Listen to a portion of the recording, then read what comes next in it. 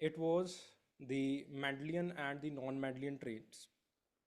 So again जो मेरा analysis रहा है इस पेपर का वो यही है that if you are doing the previous year questions और प्रीवियस ईयर क्वेश्चंस के साथ साथ एक अच्छी अंडरस्टैंडिंग बनी हुई है विसा विस दी डिसिप्लिन कि वो पर्टिकुलर क्वेश्चन किस जगह से आ रहा है, किस पोर्शन से आ रहा है, कैसे पूछा जा रहा है, ठीक है। और आप basically again you are able to write और चैनलाइज द पैटर्न कि ठीक है किनशिप से जो है वो अगेन लेवी स्ट्रॉस से क्वेश्चन पूछा जा रहा है, अभी लेवी स्ट्रॉस को अच्छे तरीके से करके जाते हैं।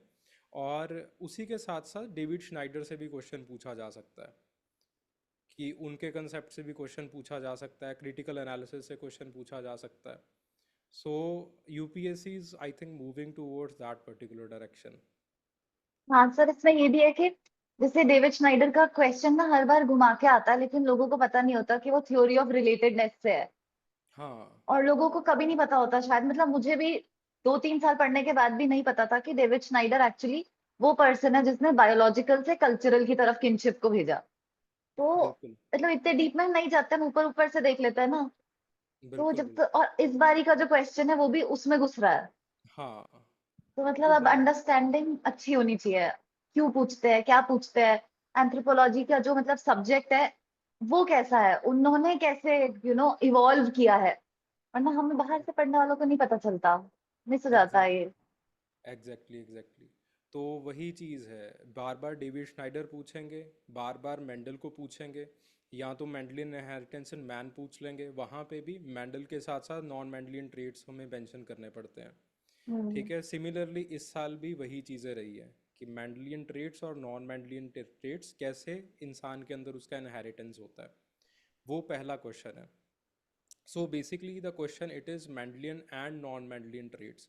अब इसके अंदर जो पहली चीज़ है, बच्चे जो गलती करते हैं पहले मेंडलियन ट्रेट्स लिखेंगे फिर नॉन मेंडलियन ट्रेट्स लिख देंगे। सो इसके अंदर rather than writing this we have to write the relationship and differentiation between the both कि इनहेरिटेंस पैटर्न मतलब दोनों का अलग कैसे है, और उसी के साथ साथ ह्यूमंस के अंदर जो ह्यूमंस का वेरिएशन है उसमें उनका क्या सिग्निफिकेंस है। सो सबसे पहले वही है कि हम law of segregation, law of independent assortment से जो मेंडल के पैटर्न्स हैं उनको बताएंगे। And after that will discuss that what are the Mendelian traits and then non Mendelian traits. जैसे एबीओ हो गया, codominance of ABO, incomplete dominance हो गया, एपिस्टेसिस हो गया, या फिर आपके पास माइटोकॉन्ड्रियल डीएनए हो गया, लिंकेज हो गया, जीनोम इम्प्रिंटिंग हो गया, पॉलीजेनिक इनहेरिटेंस हो गया। Again all these things they are again the previous year questions. ठीक है, ये दोबारा फिर से आप प्रीवियस ईयर क्वेश्चंस ही लिख रहे हो। So again previous year questions it's one of that particular segment जो कि ना सिर्फ आपके क्वेश्चंस जिसके ऊपर पूछे जाएंगे, इवन मटेरियल भी उसी से जो है वो क्यूरेट हो जाता है। लेकिन हमें क्या होता है ना सर, जिनको अंडरस्टैंडिंग नहीं है ना, उनको लगेगा कि ये ट्रेट्स क्रिटिसिज्म ऑफ मेंडल है। उनको नहीं पता कि यही तो नॉन मेंडलियन ट्रेट्स है। तो हाँ हम कई बार कंफ्यूज होके नहीं सोच पाएंगे एग्जाम में। बिल्कुल। And why does it matter again, ये पॉपुलेशन का डिफरेंस बताती है, स्क्रीनिंग फॉरेंसिक्स और जो भी डिसीज़ रिस्क वगैरह है उसको ये बताएगा। And then basically the theoretical significance of the Purum kinship. ठीक है, अगेन ये जो है वो ऐसे क्वेश्चंस होते हैं जैसे अगर आपने प्रीवियस ईयर क्वेश्चंस कर लिए, प्रीवियस ईयर क्वेश्चंस करने का मतलब ये नहीं है that you have dealt with one particular previous year question. Basically try to analyse it fully, उसके एग्जाम्पल्स क्या हैं, उसकी अलग अलग थ्योरीज क्या हैं, उन सारी सारी चीज़ों को जो है वो अच्छे तरीके से एनालाइज करो। जैसे for example Puram, Puram is one society in Manipur जो कि आपके पास जो है वो अगेन जब क्लॉड लेवी स्ट्रॉस ने अपनी थ्योरी ऑफ किनशिप दी थी, अलायंस थ्योरी दी थी, तो नीधम ने उसका ही एनालिसिस किया था इंडिया के अंदर आके उस वक्त। तो basically this was again from the alliance theory perspective. So basically Purum एक ट्राइब है मणिपुर के अंदर that is having the exogamous clans, और they are marrying outside the clan. और आपके पास जो मैरिज सर्कल्स हैं वो ऐसे चलते हैं that once a wife giver is always a wife giver. जो कि आपके पास क्लॉड लेवी स्ट्रॉस के मैट्रिलिनियल क्रॉस कजन मैरिज के अंदर देखे जाते हैं। सो बेसिकली पुरम सोसाइटी के अंदर अलग अलग क्लैंस हैं, जैसे फॉर एग्जांपल ये ए है, बी है, सी है, डी है। तो इस तरह से बेसिकली आपके पास A to B, B to C, C to D, D to A, इस तरह से जो आपके पास एक जो ब्राइड का मूवमेंट है वो चलता रहता है। And because of this again जो सोसाइटी है वो वाइफ गिवर और वाइफ टेकर के रिलेशनशिप के अंदर जो है वो बंध के रह जाती है। So again Claude Levi Strauss की अलायंस थ्योरी हम यहाँ पे लगा सकते हैं और बता सकते हैं कि कैसे पूरम्स के अंदर एक सर्कुलेटरी एक्सचेंज जो है वो बनता है, जैसे मैट्रिलिनियल क्रॉस कजन मैरिज के अंदर जो है वो होता है। ठीक है, सिमिलरली आपके पास जो है वो एडमंड लीज, रॉबिन फॉक्स, उन्होंने इसको अब क्रिटिसाइज किया था। अगेन वही क्रिटिसिज्म जो कि क्लॉड लेवी स्ट्रॉस का क्रिटिसिज्म है वही यहाँ पे लिखा दिया, दैट जो आपके पास इतने जो टाइट ये जो सर्कल्स हैं, ये जब पूरम्स के अंदर डेमोग्राफिक शॉक है, जैसे फॉर एग्जांपल अभी मणिपुर के अंदर वायलेंस चल रहा है, तो now it's in under the demographic shock, तो अभी जो है वो प्रैग्मेटिज्म आगे हो जाता है, जो स्ट्रक्चरलिज्म है वो पीछे आ जाएगा। ठीक है, और जो पॉलिटिकल अलायंसेज हैं they will reshape the alliance. ठीक है, या फिर मैरिज को जो है वो सारी चीज़ें रीशेप करेंगी। ठीक है, तो बेसिकली कैसे असिमेट्री होती है और कैसे प्रैग्मेटिज्म होता है, इस चीज़ को जो है वो पूरम की सोसाइटी बड़े अच्छे तरीके से बताती है। ठीक है, ये अगेन। काफी हाँ हाँ, बोलिए काफी बोलिए। अच्छा क्वेश्चन है, क्योंकि इन्होंने सर करंट अफेयर्स और पीवाईक्यू को मतलब जोड़ दिया। हाँ, दोनों चीज़ों को एकदम से जोड़ दिया, और इसीलिए this question it was saying कि थ्योरेटिकल सिग्निफिकेंस बताइए पूरम के किनशिप सिस्टम का। तो हम्म। बेसिकली होता क्या था कि जब हम अलायंस थ्योरी डिस्कस करते थे तो अलायंस थ्योरी के अंदर सिर्फ थ्योरेटिकल पर्सपेक्टिव या फिर पोजीशनिंग को डिस्कस किया जाता था। ये नहीं डिस्कस किया जाता था कि प्रैग्मेटिज्म इसके अंदर क्या रोल अदा कर रहा है, जो कि एडमंड लीच बताते थे। एडमंड लीच को पता नहीं यूपीएससी क्यों पूछता नहीं है कभी। ठीक है, तो उन्होंने टेढ़ा जो है वो करके अभी एडमंड लीच को पूछ लिया। तो देन उसके बाद ऑस्टियोडोंटोकेरेटिक कल्चर एंड इट्स मेकर्स। ये कई अभी लोगों ने ऐसा लिखा है सर कमेंट्स वगैरह में कि ये कैसे पूछ लिया, ये क्या होता है। बट ये हाँ, मतलब ये फेमस है ये टर्म कल्चर में बिल्कुल ऑस्ट्रेलोपैथिकस की, बल्कि हमें भले ही अंदर तक नहीं पढ़ते हो बट एक आध लाइन में कहीं पे आ जाता है। और जो क्यूरियस होगा वही ढूंढेगा, वरना बच्चा रट लेगा कि कल्चर क्या है, ऑस्टियोकेराटोडोंटिक है, आगे बढ़ो। और आज बिल्कुल उन्होंने वो बिल्कुल 10 मार्कर में पूछ लिया।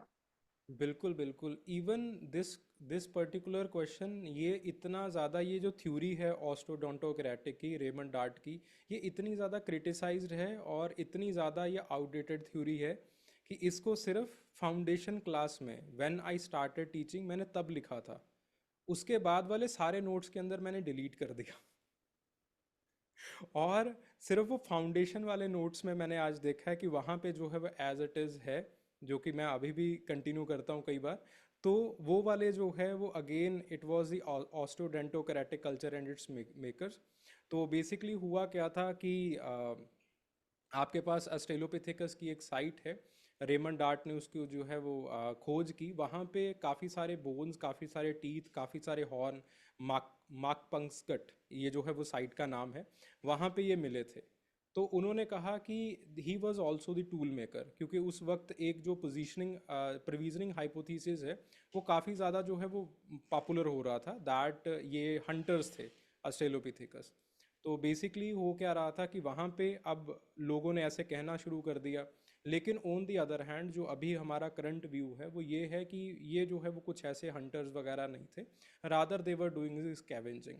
ठीक है, वो स्कैवेंजर्स थे, और वो जो है वो अगेन छुपा के कहीं ना कहीं से जो है वो हड्डियों वगैरह को अपनी गुफा में लेके आया करते थे, और उससे कुछ हंटिंग वगैरह नहीं हुआ करती थी।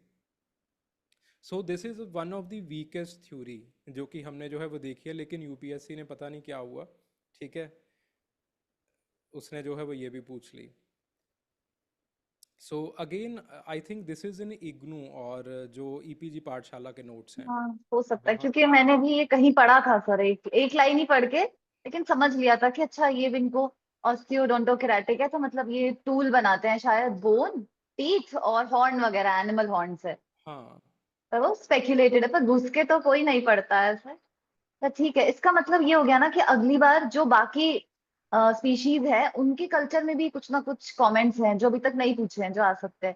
जैसे बिल्कुल होमो बिल्कुल। हैबिलिस वगैरह में बिनफोर्ड का काम है, जहां तक मुझे याद आ रहा है। उसने हाँ। उनका कल्चर तीन तीन चार चार स्टेजेस में कुछ दिखाया है। तो हम्म। मतलब ये भी इंपॉर्टेंट हो जाता है। तो जब पीवाईक्यू बच्चे एनालाइज करेंगे, तो ये नहीं है इसका मतलब कि बस यही यही पूछा है तो लिमिट हो जाना है। इट मीन्स अब हर एक स्पीशीज के कल्चर के अंदर घुसना पड़ेगा। एक पूछ लिया तो अगली बार दूसरा आएगा। बिल्कुल, इस साल दो का पूछा है। नियंदरथाल का भी हाँ, पूछ लिया है और इन्होंने इसका भी पूछ लिया है। दोनों का हो चुका है। अभी देखते हैं, अभी अगले साल नहीं पूछेंगे, एक साल छोड़ के पूछेंगे छोड़ के वो। पूछेंगे। तो चलिए, so the next one, it is the smell as a signal among the non human primates. So basically again ऐसे क्वेश्चंस जो है वो पूछे जाते हैं। Rather there is a theme called the social organisation और the social behaviour in primates. अब social behaviour या सोशल ऑर्गेनाइजेशन इन प्राइमेट्स के अंदर हम मैरिज पैटर्न को स्टडी करते हैं। हम उनके जो डाइटरी पैटर्न्स हैं हम उनको स्टडी करते हैं, ग्रूमिंग पैटर्न्स को स्टडी करते हैं और उसी के अंदर कम्युनिकेशन को स्टडी करते हैं। अब कम्युनिकेशन फैक्टर्स के अंदर there are different communication channels. एक जो है वो आपके पास ऑडिटरी होते हैं और उसी के साथ साथ जो है वो देर is a smell, all factory. तो वहाँ से जो है वो अब यहाँ ये जो है वो क्वेश्चन पूछा गया। सो अगेन थीम जो है वो वही है। Basically they are delving into the micro themes. और अच्छी बात ये है हम्म। कि प्राइमेट्स को हम लोग जो है वो छोड़ के चला जाया करते थे, कि प्राइमेट्स एक ऐसा सेक्शन है जहाँ से जो है वो कुछ क्वेश्चन वगैरह नहीं आने वाला है, इसको छोड़ो सीधा एवोल्यूशन के ऊपर आओ। इस साल दो क्वेश्चन पूछे हैं वहाँ से भी। हाँ जी, हाँ जी। तो पता नहीं यूपीएससी सर्वेलेंस कैमरा लेके शायद घूम रहा है कहीं पे। टीचर जो चीज़ छुड़वाते हैं उसी चीज़ को जो है वो पकड़ते हैं। पर ये ऐसे थीम्स है जो बच्चे खुद से तो बिल्कुल ही नहीं करेंगे। हाँ बिल्कुल, प्राइमेट्स वो छोड़ के जाएंगे। इवन जो मायोसिन के प्राइमेट्स इस साल पूछे हैं उन्होंने, हाँ, मायोसिन का कौन सा पता है हमें? सिर्फ एक ही सिवापिथिकस, वो भी लेट मायोसिन का पता रहता है। पहले जो है वो कुछ किनोट्रोपस वगैरह किसको पता है? प्रोप्लियोपिथिकस हो गया, ये किसी को भी नहीं पता है। ये सर जब वो पीवाईक्यू बहुत बार आता था ना, अडेप्टिव रेडिएशन वाला, हाँ तो उसमें हम नाम नाम तो कर लेते हैं एटलीस्ट। तो अगर किसी ने अच्छे से किया हो तो ये होगा कि वो नेम कर देगा, फिर कॉमन भले ही आंसर लिख देगा कैरेक्टरिस्टिक्स पे, एवोल्यूशन पे, लेकिन वो नाम गिना सकता है अगर उसने वो पीवाईक्यू कर रखा हो तो। बिल्कुल बिल्कुल बिल्कुल, वो चीज़ है। तो हाँ बिल्कुल, अडेप्टिव रेडिएशन से वो चीज़ उठी है। देन उसके बाद what is olfactory signalling? ये जो है वो these are the chemical cues और द ऑर्डर्स जो कि ग्रुप मेंबर्स को, जो आपके मैसेजेस हैं वो भेजते हैं। ये जो है वो again with the help of the VNO, ये they are detecting it. And olfactory bulbs होते हैं इनके पास टू प्रोसेस द स्मेल। ठीक है। एंड देन फिर उसके बाद इसके फंक्शंस क्या हैं? फंक्शन वही सेम फंक्शंस हैं। टेरिटरी को मार्क करना, फर्टिलिटी ओवुलेशन को बताना, डोमिनेंस क्रिएट करना, अपने किन को पहचानना, उसकी हेल्प करना, अपनी हेल्थ को रिवील करना, ये सारी चीज़ें। ठीक है। और स्टेप्सिरिनीज के अंदर अलग होते हैं ये, और कैटिरिनीज के लिए अलग होते हैं ये। प्लेटिरिनी, क्लैटिरिनी, इन लोगों के लिए अलग अलग जो है वो आपके पास ये सिस्टम्स जो है वो बनाए जाते हैं। सो अगेन मतलब हम नहीं घुस सकते थे ऐसे क्वेश्चन के अंदर कि कुछ जो है वो बहुत ही ज़्यादा स्पेसिफिक पूछा जाए, या फिर बहुत ही ज़्यादा स्पेसिफिक हम नहीं लिख सकते थे। ठीक है। ना ही मेरे हिसाब से जो है वो ऐसे क्वेश्चन के अंदर जो है वो कोई ज़रूरत होती है लिखने की। वही है कि जो आपने वहाँ पे चीज़ों को देखा और वहाँ पे ही प्रोसेस करके जो है वो आसान से चीज़ों को जो है वो लिख दिया। मेरे दिमाग में वो आ रहा था सर, जैसे जब मैं प्रिपेयर कर रही थी तो हम एक वो पढ़ते हैं ना, विजुअल एडाप्टेशन थ्योरी, कि हम्म। कैसे जब हम इवॉल्व हुए तो उसको शायद इसमें मतलब लिंक किया जा सकता है बच्चों से, कि जब हम इवॉल्व हुए तो कैसे ऑल्फैक्शन कम होता गया वो सेंस, और हम विजुअल की तरफ आ गए। हाँ तो आई थिंक वो क्योंकि कल्चरल सिग्निफिकेंस पहले था जब हम टेरेस्ट्रियल रह रहे थे तो सब चीजें स्मेल करनी थी, रास्ता ढूंढना था वगैरह। तो फिर जब क्लाइमेट चेंज हुआ, पेड़ वगैरह आ गए और हमने आर्बोरियल लाइफस्टाइल किया, तो उसकी सिग्निफिकेंस कम हो गई। तो मतलब कि कोई थोड़ा दिमाग भी लगा लेना, उसको एकदम नहीं पता और ऐसा कुछ भी लिख देगा तो भी आई थिंक वो डिसेंट आंसर बन सकता है। बिल्कुल बिल्कुल, इसके ऊपर अब अगले साल क्वेश्चन पूछेंगे। हाँ मतलब जितना मैंने देखा है that UPSC is seldom picking the new topic. ठीक है। अब पूरम सोसाइटी का क्या ही है, मतलब ये तो आपने वही है कि अभी दूसरे साइड तो हमें जाना नहीं है, बस क्लॉड लेवी स्ट्रॉस को ही जिंदा करना है। पिछले 3 साल से उसी को रिवाइव कर हाँ रहे हैं। हाँ। ठीक है, तो उसी से एक एग्जांपल पकड़ के जो है वो पूछ लिया गया। ठीक है, ऐसा ही इन्होंने पिछले साल पेपर सेकंड के अंदर किया था। पेपर सेकंड के अंदर बेसिकली सेम था पैटर्न, कि पहले उन्होंने पूछा इंडिजनाइजेशन ऑफ क्रिश्चियनिटी, अगले साल पूछ लिया Syro Malabar Christian, that was an example of the indigenisation of Christianity. अब थोड़ा वो हो रहा है कि डीप में घुसना है, पता होना हाँ, चाहिए सब कुछ। और बिल्कुल। आंसर खुद से बनाना है, मतलब ऐसा नहीं होगा कि जो नोट्स में लिखा है वो फटाफट कॉपी पेस्ट हो जाए, आंसर हर बार क्रिएट होगा डिपेंडिंग ऑन एग्जैक्टली, कैसा क्वेश्चन है। एग्जैक्टली। और ऐसा है कि अभी मतलब बच्चों को बहुत सारे वाइडर सोर्सेज से पढ़ने की ज़रूरत है, मतलब ग्रंथ पढ़ने की ज़रूरत पड़ेगी। क्योंकि जब हम करवाते हैं तो बच्चों की सिर्फ एक ही डिमांड होती है कि सर इतना सा मटेरियल दे दो, हम रट्टा लगा दें इसको और रट्टा लगा के हाँ, काम हो जाए। अभी तो वो नहीं अब है। नहीं हो रहा है। अब नहीं होगा वो, मतलब it's not even it it doesn't even stand a chance. मतलब मैं बिल्कुल। मटेरियल को मैंने कम करने के लिए अभी इस साल जो है जो फ्यूजन डेटिंग है वो मैंने हटा दी, दो डेटिंग्स को हटाया, एक मैग्नेटिक डेटिंग और एक फ्यूजन डेटिंग। वो और आ फ्यूजन गई। के फ्यूजन के ऊपर ही क्वेश्चन पूछ लिया गया। चलिए, so the next is the culture and the embodiment. So embodiment, अभी बेसिकली कल्चर और बॉडी का रिलेशनशिप क्या है। अगेन जिसने एब्डोमोलॉजी और इन्वायरमेंटल एंथ्रोपोलॉजी बहुत ही अच्छे तरीके से करी होगी, वही इंसान जो है वो इस चीज़ को समझ पाया होगा। मतलब ये तो एक ऐसी चीज़ थी, ये ऐसा क्वेश्चन था जिसको समझने में मुझे भी आई थिंक 2-3 मिनट लग गए कि ये क्या पूछा है इन्होंने, एम्बॉडीमेंट कैसे, मतलब कैसे मैं इस चीज़ को लिखूं। तो बेसिकली एम्बॉडीमेंट का मतलब क्या होता है, that when it is trained into the bodies, कैसे आप बैठते हो, कैसे आप स्टैंड करते हो, कैसे आप चीज़ों को सेंस करते हो। So again the question it was regarding the cultural perception, कि कल्चरल परसेप्शन या फिर जो हैबिट्स हैं वो कैसे जो है वो कल्चर के कारण जो है वो बनती हैं, आपकी बॉडीली हैबिट्स। ठीक है, so basically Marcel Mauss, again the techniques of body, again Marcel Mauss यहाँ पे इंपॉर्टेंट नहीं है, बट दी जो उनके व्यूज़ हैं दे आर वेरी इंपॉर्टेंट। ये तीन तरह के व्यूज़ हैं। पहला व्यू है जो आपके पास बॉडी के हैबिट्स का व्यू है, दैट द सोसाइटी ये जो है वो इंसान को ऐसे बताती है कि कैसे वॉक करना है, कैसे बैठना है, कैसे सोना है, कैसे स्विम करना है, कैसे इवन बर्थ देना है, बच्चा कैसे पैदा करना है। ठीक है, वो भी सोसाइटी ही जो है वो इंसान को बताएगी। सो इसका मतलब क्या है कि आपकी जो कैपेबिलिटीज़ हैं वो कल्चर बनाती है, लेकिन उस कैपेबिलिटी को कैसे जो है वो ट्रेन करना है, वो सॉरी वो जो कैपेबिलिटी जो है वो बायोलॉजी बनाएगी, लेकिन उसको ट्रेन जो है वो कल्चर करेगी। सो ये जो सारी की सारी चीज़ें हैं, बैठने का स्टाइल, उठने का स्टाइल, ये जेंडर, क्लास, एज के हिसाब से जो है वो चेंज करता रहता है। ठीक है, so for example he says that the there is again squatting versus chair sitting, there is again the village the breast feeding postures अलग अलग होते हैं, स्विमिंग स्ट्रोक्स जो है वो अगेन क्लब टीच करता है, अलग अलग होते हैं। सो इस हिसाब से इसका मतलब क्या है कि जो कल्चर है अल्टीमेटली आपकी जो है वो हैबिट्स बनाता है, आपके बॉडीली स्टाइल्स को बनाएगा। दूसरा जो है वो it is the perspective of phenomenology. Phenomenology का परस्पेक्टिव के अंदर पॉन्टी कहते हैं, again Ponty is not very important but phenomenology is that we do not perceive the word जैसे जो है वो ब्रेन उसको देख रहा है, रादर हम जिस तरह से उसकी कैटेगरीज को क्रिएट करते हैं उस तरह से जो है हम चीज़ों को परसीव करते हैं।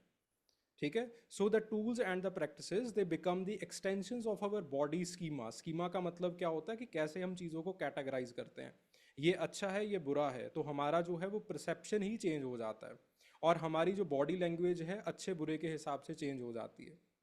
देन उसके बाद पैरीबोर्डो, हैबिटस। अगेन हैबिटस का कंसेप्ट भी बिल्कुल वही है कि कल्चर ही आपको ये बताएगी कि जेस्चर्स कैसे देने हैं, टेस्ट कैसे, what is taste, what is tasty, what is not tasty, what is a good manner, what is a bad manner, वो सारी चीज़ें जो है वो कल्चर ही बताती है। ठीक है, अगर इससे भी ना मन भरे तो सबसे इम्पॉर्टेंट जो है दैट इज़ मिशेल फूको, जो कि कहता है कि सब सब कुछ ही जो है वो झूठ हो जाता है और सब कुछ ही जो है वो पावर हो जाता है। तो एंड में जो है वो अगर बहुत ही ज़्यादा क्रिटिकल होना हो तो वो एक इंसान जो है वो बैठा ही है जो कि हर एक चीज़ को ख़त्म कर देता है एंड में। सो आई बिलीव कि इस तरह से तीन अलग अलग पर्सपेक्टिव से इस क्वेश्चन को जो है वो समझा जा सकता था, बताया जा सकता था। पर ये ज्यादातर लोगों को पता नहीं होगा, उन्होंने जनरल ही लिखा होगा मेरे हिसाब से तो। हाँ हाँ, अगर आप इवन एक पर्सपेक्टिव को भी लिख रहे हैं, अब अगेन ऐसे ये क्वेश्चंस होते हैं, इन क्वेश्चंस के अंदर जो सबसे इम्पोर्टेंट, जो सबसे अच्छी चीज़ होती है वो यही होती है कि किसी ना किसी तरह से बॉल को डक कर लिया जाए बस। हाँ जी, हाँ जी। ईगो को पे नहीं लेना है ऐसे क्वेश्चंस को, क्योंकि ऐसे क्वेश्चंस आई बिलीव कि सब ऑप्शनल्स के अंदर होते हैं, और मतलब वो परेशान करेंगे ही करेंगे आपको। और सब लोगों ने जनरल ही लिखा होगा मैक्सिमम, तो अगर आप जनरल भी अच्छे से स्ट्रक्चर कर पा रहे हो, एग्जाम्पल डाल पा रहे हो, कोई और जो आपको स्टडी याद आती है वो लिख दो, बिल्कुल तो भी चल जाएगा। बिल्कुल बिल्कुल। एंड देन अगला क्वेश्चन फिर से primates. So basically discuss the myosin hominids और उनका जो है वो सिग्निफिकेंस क्या है एवोल्यूशन के अंदर। सो अगेन मायोसिन को मैंने अभी, क्योंकि टाइम था, नहीं तो जनरली जो है वो अगेन एक दो लिखो और काम जो है वो ख़त्म कर दो, अगर आपने गलती से ये वाला सेक्शन जो है वो उठा लिया है। वैसे तो ऐसे सेक्शन उठाए नहीं जाते हैं बिल्कुल भी। तो ऐसे सेक्शन के अंदर जब आपने जो है वो चीज़ों को उठाया है, तो again try to write one और टू सिग्निफिकेंस एंड देन बस समाप्ति करो। जो आपके पास एक डेढ़ पेज खाली बचा है उसको टेक इट एज अ बून, और बाकी जगह के ऊपर अपना टाइम इन्वेस्ट कर लीजिए। सो बेसिकली सबसे पहले जो है वो प्रो कंसूल आता है। प्रो कंसूल अगेन आपके पास जो है लेक विक्टोरिया के पास हमें मिलता है, और ये जो है वो अगेन टेललेस प्राइमेट था। वाईफाई मोलर्स जो है वो इसके अंदर आना शुरू हो गया था, और ये जो है वो आर्बोरियल क्वाड्रिपिडलिज्म करता था। इनामल अभी भी इसका थिक ही था।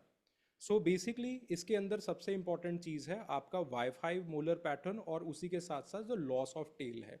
इसकी वजह से हम ये मानते हैं that it's a crucial bridge between the old world monkeys and the later apes, जो कि वहीं से निकल के आते हैं। देन उसके बाद अगला आता है कीनोथ्रोपस और द कीनियापिथिकस। तो कीनियापिथिकस मिडल मायोसिन के अंदर है। अगेन मैंने हर एक का एक एक उठाया है, ठीक है, मेजर मेजर, और बता के जो है वो आगे बढ़े हैं हम लोग। सो इसके अंदर भी थिक एनामल है, रोबस्ट जॉ है, और उसी के साथ साथ हम देखते हैं that it was feeding on the tough objects. और अगेन जो आपके पास टेरिटोरियलिटी थी, यानी कि इसकी रेंज थी, वो काफ़ी ज़्यादा बढ़ गई थी, यानी कि अब ये जो है वो आगे चल के अडाप्टिव रेडिएशन करने वाला है। सो अगेन ये जो है पहला मॉडर्न ग्रेड का एप जो है वो साबित होता है। ये जो है वो इसका एक, और उसी के साथ साथ अडाप्टिव रेडिएशन जो है एफ्रो यूरेशियन रेडिएशन यही करता है। देन उसके बाद अगली जो बात आती है दैट इज ओरेनोपिथिकस। ओरेनोपिथिकस जो है वो अगेन आपके पास लेट मायोसिन का एप है, और again very robust face, very big mandible, वो सारी चीज़ें हैं। हार्ड फूड ये भी खाता है, और उसी के साथ साथ कुछ होमिनन लाइक फीचर्स जो है वो आने शुरू हो गए हैं। ठीक है, तो इसको जो है वो पहले ये माना जाता था दैट हो सकता है कि ये सिवापिथिकस की श्रेणी का एक इंसान हो, और सिवापिथिकस जैसे इसको माना जाता था that he is the missing link between the man and the app of that particular period of time. तो इसको भी जो है वो माना जाने लग गया, लेकिन ऐसा जो है वो कुछ हुआ नहीं। फिर उसके बाद बात आती है हमारे प्यारे सिवापिथिकस की। तो सिवापिथिकस जो है वो अगेन आपके पास साउथ एशिया का जो है वो फॉसिल है, शिवालिक, और आपके पास इंडिया और पाकिस्तान के अंदर जो है वो ये मिला है, और उसी के साथ साथ थिक एनामल है, वही सारी चीज़ें। और अभी जो है वो हमें ये पता है that he is the ancestor of the Onge line. ठीक है, सो ये जो है this is the question. Again ये क्वेश्चन जो है बहुत ज़्यादा स्पेसिफिक होते हैं। If you know the question you are getting the marks, if you do not know the question then it's very much better कि इन क्वेश्चंस के साथ बिल्कुल छेड़खानी ना की जाए। ये ठीक बात है। है। हाँ, मैं भी नहीं उठाती ऐसा क्वेश्चन, क्योंकि अगर इसका नाम भी पता है तो भी आप इतना स्पेसिफिक नहीं याद रखते हो, तो आप नहीं लिख पाओगे। आप कुछ ना कुछ 4 पेज के लिए कैसे लिख लोगे? छोड़ देना चाहिए, अटेम्प्ट ही नहीं करना चाहिए। And I was looking at the anxiety, मतलब आज जो है वो, मतलब teachers they are I think very far away from the anxiety of the students. आज जो है वो, क्योंकि बच्चे जो है वो दो तीन काफ़ी ज़्यादा कनेक्टेड थे, तो मैंने देखा कि कितनी एंगजाइटी होती है। तो एंगजाइटी में तो मुझे नहीं लगता कि ये सारी चीज़ें याद रही होंगी किसी को भी, कि कौन से पिथिकस हैं, कहाँ पे हैं, क्या हैं। वहाँ पे तो सिवा पिथिकस ही नहीं याद आ रहा होगा, जो जिस तरह से मैंने हाथ कामते हुए आज लोगों के देखे हैं। सो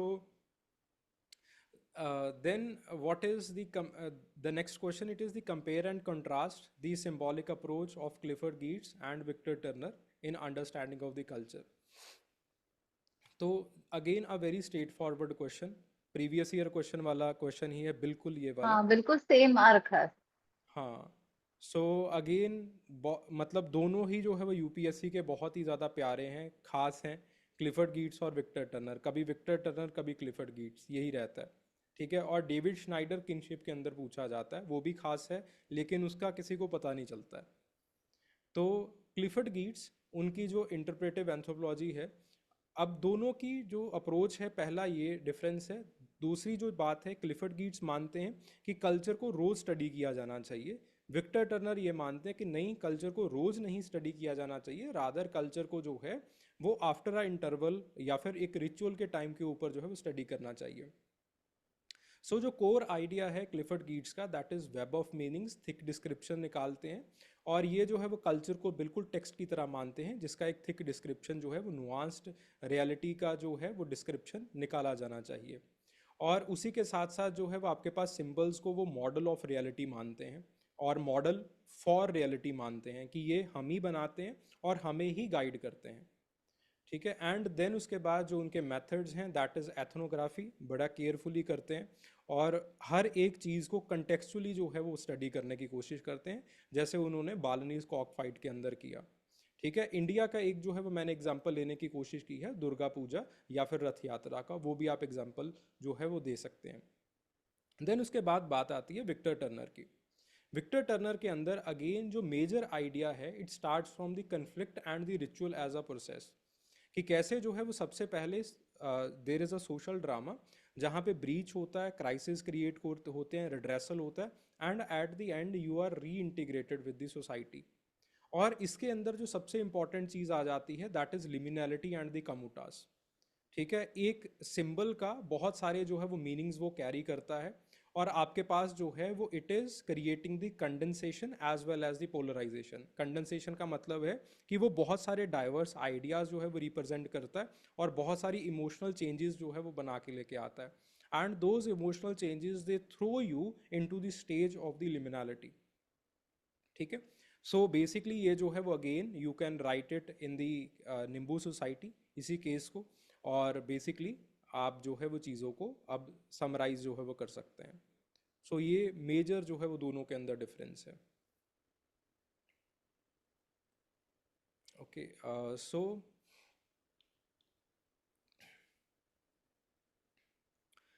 then how the political economy is integrated with the ecological and the adaptability perspective of the biocultural anthropology.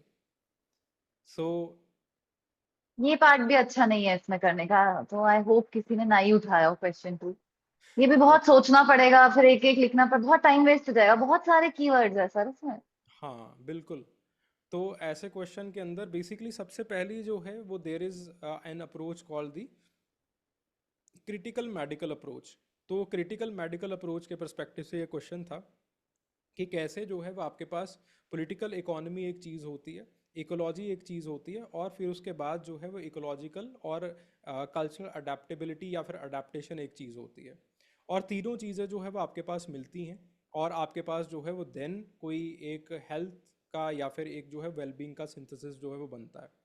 So this question again it has stemmed from the biocultural approach, और बायोकल्चरल अप्रोच आई थिंक 2020 के अंदर पूछा गया था, ठीक है। और बार बार जो है वो उन्होंने कुछ ना कुछ क्रिटिकल मेडिकल एंथ्रोपोलॉजी का पूछा है, इनक्वालिटी कैसे लोगों को लोगों के अंदर डिसीजेस को मतलब डिसीजेस के डिस्ट्रीब्यूशन को जो है वो कर चैलेंज करती है, एक्सेट्रा एक्सेट्रा। तो वहाँ से जो है वो ये सारी चीज़ें हैं। सो बेसिकली जो बायोकल्चरल सिंथेसिस है, ये जो है वो अगेन लेदरमैन की अप्रोच है in the new biocultural synthesis. वहाँ पे उन्होंने जो है वो बेसिकली यही बात सेम जो है वो बताई है, that the culture and the structure, ये जो है वो आपके पास don't just influence the biology, but ये आपके शरीर के अंदर जो है वो ऑलरेडी एग्जिस्टिंग होते हैं। आपका इम्यूनिटी कैसा होगा, आपका ग्रोथ कैसा होगा, अगेन आपका पॉलिटिकल स्ट्रक्चर और आपका कल्चर जो है ये सारी चीज़ें निर्धारित करते हैं। इसके लिए सबसे अच्छा जो कंसेप्ट है वो सिंडैमिक्स का दिया जाता है। सिंडेमिक्स का कंसेप्ट अगेन वही कहता है कि जो लैंड है, लेबर है, क्रेडिट, वेलफेयर, ये सारी की सारी चीज़ें जो है वो अल्टीमेटली ये बताती हैं कि आपका जो हेल्थ है वो अच्छा होगा या फिर बुरा होगा. Similarly there is a structural violence like poverty, displacement, weak public services delivery, वो भी जो है वो डिसीज रिस्क को बढ़ाती है. ठीक है. Along with that there is the ecological adaptability. अब अगर let say the public service delivery it is bad, और उसी के साथ साथ आप जो है वो बहुत ही ज़्यादा खराब क्लाइमेटिक कंडीशंस के अंदर रह रहे हो, ठीक है, कहीं पहाड़ों के ऊपर रह रहे हो, तो वहाँ पे अगेन प्रॉब्लम्स जो है वो और ज़्यादा हो जाएंगी. ठीक है. So again developmental plasticity etcetera it will kick in. जैसे फॉर एग्जांपल डेविड बेकर जो है, डेविड बार्कर जो है वो अगेन इसके ऊपर भी सवाल पूछ लिया गया इस साल. तो आई थिंक यूपीएससी जो है वो कुछ चिट वगैरह निकालती है और वहीं से जो है वो पूछती है. सो डेविड बार्कर जो है वो अगेन यही चीज़ कहते हैं कि जिन बच्चों का जो है वो स्टार्टिंग में जो वेट है वो कम होता है, उनके अंदर जो है वो जब वो बड़े हो जाते हैं तो टाइप 2 डायबिटीज़ का इंसिडेंस जो है वो बढ़ जाता है. अब वेट कम होने का कारण क्यों क्या है, that again the services delivery it is not good, या फिर वो जो है वो अगेन एनवायरमेंटल जो प्लास्टिसिटी है उसकी वजह से जो है वेट कम जो है वो बच्चों का आ रहा है. सो इस वजह से बेसिकली आपके पास जो है वो अगेन कुछ प्रॉब्लम्स जो है वो आनी शुरू हो जाती हैं. सो बेसिकली देन आप अलग अलग चीज़ों को इंटीग्रेट करेंगे and then you will have your own analysis. ठीक है. Again a very tougher question, hmm. बहुत ज़्यादा टफ, बहुत ज़्यादा जो है वो अगेन जिसने इस क्वेश्चन को हल कर लिया तो आई थिंक मतलब वो he is very good in anthropology, उसको जो है वो किसी और चीज़ की ज़रूरत नहीं है. ठीक है. सो मेथड्स इसको एनालाइज करने के कौन कौन से होते हैं, बायोमार्कर्स के थ्रू, एंथ्रोपोमेट्री के थ्रू, जीआईएस, रिमोट सेंसिंग वगैरह, इनके थ्रू जो है वो हम कर सकते हैं. So the next question it is how the anthropologists assess the nutritional status among the communities.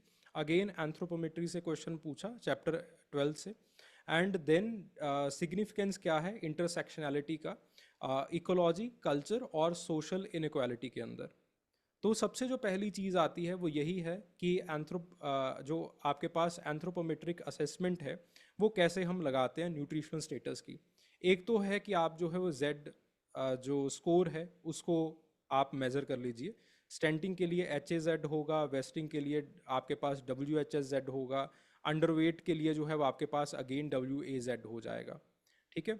उसी के साथ साथ जो है वो again there is the aspect of B M I for the adult. ठीक है.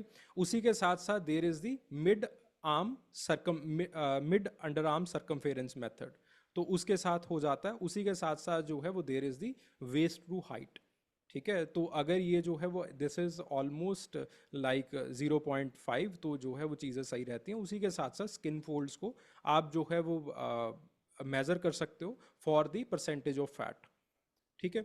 उसी के साथ साथ बायोकेमिकल क्लिनिकल साइंस जो है वो कुछ देखते हो. देन उसके बाद जनरली आप लोगों के अंदर जाते हो और सर्वे करते हो.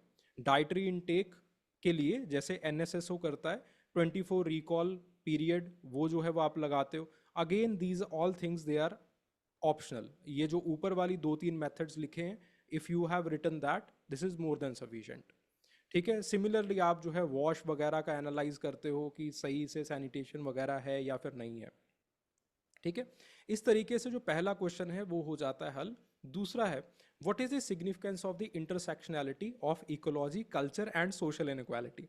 अब बेसिकली वो चिट निकाली हुई थी यूपीएससी ने, जो एग्जामिनर ने जो है वो सवाल पूछा, उसने कहा कि क्यों ना मैं एक और जो है वो डाल देता हूँ इसी से. सो अगेन वही सारे के सारे पर्सपेक्टिव जो है वो नीचे आ चुके हैं. ठीक है. बायो कल्चरल पर्सपेक्टिव भी वही है. तो उसके बाद जो है स्ट्रक्चरल वायलेंस का पर्सपेक्टिव भी वही है. फिर उसके बाद सिंडेमिक्स का पर्सपेक्टिव भी वही है. ठीक है. सिर्फ जो है वो आपके पास अमृता सेन को जो है वो एक्स्ट्रा डाला है कि अगेन जो है वो आपके पास जो एक hunger it is often about the lack of access, not the lack of food. ठीक है. वो जो है वो थोड़ा सा मैंने जो है वो एक्स्ट्रा डालने की कोशिश की है. बाकी जो सारी की सारी चीज़ें हैं they are almost the same. ठीक है. तो वही जो है वो बेचारे ने और जो है वो कुछ नहीं मेहनत की, उसी चिट्स को जो है वो यूज़ किया है. ठीक है. देन उसके बाद अगेन इको सोशल थ्योरी है, नैन्सी किसिंजर की, कि सोशल इनक्वालिटी जो है वो it becomes biological through the life course pathways. जैसे जैसे आपका एक्सपोजर होता है, ठीक है, आपकी ससेप्टिबिलिटी बढ़ती है, रेजिस्टेंस बढ़ती है, और किस तरह से इसके आउटकम्स वगैरह आते हैं। Again it is very optional, but आपके पास ये जो सिंडामिक्स है ये लिखने हैं, स्ट्रक्चरल वायलेंस लिखना है, ये दो चीज़ें जो है वो आपके पास इंपॉर्टेंट हैं, ठीक है। सो देन उसके बाद अगली जो चीज़ आ जाती है, then the critically examine the drawbacks assuming the culture as the integrated closed system for understanding the contemporary society। अब इसका आई थिंक ये ऐसा क्वेश्चन था जो कि यूपीएससी जो है वो ऐसे पूछ रहा है कि अगर इस पहेली को किसी ने जो है वो सॉल्व कर लिया कि मैंने क्या पूछा है, वो जो है वो इस क्वेश्चन को ले जाएगा। So basically this question it was from the functionalism, क्योंकि फंक्शनलिज्म जनरली यही मानता है कि we have the integrated system, culture it is a integrated whole, वही मलिनोस की, ठीक है। और क्लोज सिस्टम क्यों है, क्योंकि उस वक्त ग्लोबलाइजेशन की बहुत कम चर्चा हो रही थी। सो आपने दो चीज़ों को जो है वो कंबाइन करना है, एक तो है कि ग्लोबलाइजेशन का थीसिस कंबाइन करना है कि उसने कैसे कल्चर की डेफिनेशन को चेंज किया है। जो पहला पॉइंट है, जो सबसे बड़ा पॉइंट है, वो यही है कि आपने जो है वो फंक्शनलिज्म को क्रिटिसाइज करना है, ठीक है। So it was the critical analysis of the functionalism and how culture has evolved. तो बेसिकली ये जो है वो सवाल था आपका। आप सो बता रहे हो तो सारा समझ में आ रहा है, लेकिन शायद एग्जाम प्रेशर में मेरे दिमाग में भी नहीं आता, मुझे लग, क्योंकि ना एक डर ये भी होता है कि मैं कहीं गलत इंटरप्रेट कर दूं तो जीरो आ जाएंगे। तो बिल्कुल जहां शक है तो फिर वहां पे मतलब छोड़ना is better than attempting, and फिर गलत हो जाए तो फिर बिल्कुल ही कुछ नहीं आएगा बिल्कुल मार्क्स उसमें। बिल्कुल बिल्कुल। Again if I was attempting the paper, मेरे पास जो है वो इसका मतलब मुझे दिया जाता, तो even I would not be sure. मैं जो है वो I was very sure when closed was placed, ठीक है। जब इंटीग्रेटेड की बात आएगी तो इंटीग्रेटेड तो बहुत सारे लोगों ने बात की है, लेकिन अगर आप क्वेश्चन को 2-3 बार आराम से बैठ के रीड करो, तब जाके जो है वो धीरे धीरे चीज़ें सेटल डाउन होना शुरू होती हैं कि ठीक है, ये मोस्ट प्रोबेबली ब्राउन के बारे में बात कर रहा है। तो again understanding of the discipline it is utmost important. नहीं तो ऐसे ऐसे क्वेश्चन जो है वो पूछ रहे हैं जो कि अंदर से तो कुछ भी नहीं निकलते हैं। अंदर से अब किसको नहीं पता है कि what are the criticisms of the functionalism, ठीक है। सो बेसिकली मलिनोस्की और रेडक्लिफ ब्राउन के बारे में जो है वो ये क्वेश्चन है, क्योंकि उन्होंने कल्चर को एक जो है वो इक्विलिब्रियम स्टेट के अंदर बताया था, बाउंडेड सिस्टम बनाया था, कोहेरेंट सिस्टम जो है वो उन्होंने बताया था। अब जो पहला ड्रॉबैक है वो यही है एसेंशियलिज्म का, कि उन्होंने जो आपके पास जो उनकी एक इंटरनल डाइवर्सिटी होती है आपकी सोशल लाइफ की, उसको जो है वो बेसिकली एक फिक्स्ड असेंस के अंदर जो है वो पोर्ट्रे कर दिया था, that people in the same culture they generally differ by the class, gender, caste, generation, region, etcetera etcetera. लेकिन इन सब को इन्होंने जो है वो ट्रेडिशनल ही रिप्रेजेंट कर दिया एक ही चीज़ में। और इसी की वजह से बेसिकली जब उन्होंने ट्रेडिशन की तरह जो है इन चीज़ों को बताया, तो there was a sharp divide between the rural and the urban societies. और धीरे धीरे जो है वो हमने अगेन वही जो हमारा माइंडसेट है फोक अर्बन कंटिन्यूम वाला, वो आना शुरू हो जाता है कि ठीक है, जो ट्रेडिशनल सोसाइटीज़ हैं उनके अंदर कास्ट बेस्ड सोसाइटी होगी, वो तो जो है वो बिल्कुल ट्रेडिशनल फॉर्म में रह रहे होंगे, ठीक है। देन उसके बाद जो दूसरा ड्रॉबैक है वो आता है पावर स्ट्रक्चर्स और कन्फ्लिक्ट वाला। तो अगेन जो इंटीग्रेटेड व्यू है वो स्टेट पावर, कैपिटल, पैट्रियार्की, ये स्ट्रक्चरल वायलेंस वगैरह, ये सारी चीज़ें कैसे होती हैं, हेगी मनी कैसे बनती है, इन सारी चीज़ों को ये अच्छे तरीके से नहीं बता पाता है। दूसरा जो है वो it is anti change. Anti change का मतलब क्या है कि अगेन इसने हिस्ट्री को, माइग्रेशन को, क्लोनलिज्म को, लिबरलाइजेशन को जो है वो डाउन प्ले किया है। देन उसके बाद अगेन पोरस बॉर्डर्स, ये जो है वो अगेन फिर उसके बाद ग्लोबलाइजेशन का पर्सपेक्टिव आ गया कि अर्जुन अपदराय ने स्केप्स के बारे में बताया है कि कैसे, और उसके बाद जो है वो हनेज ने या फिर होमी भाभा ने हाइब्रिडिटी के बारे में बताया है कि कैसे जो है वो चीज़ें हाइब्रिड होती चली जाती हैं, ठीक है। So it is not a close system, rather we are having the porous borders.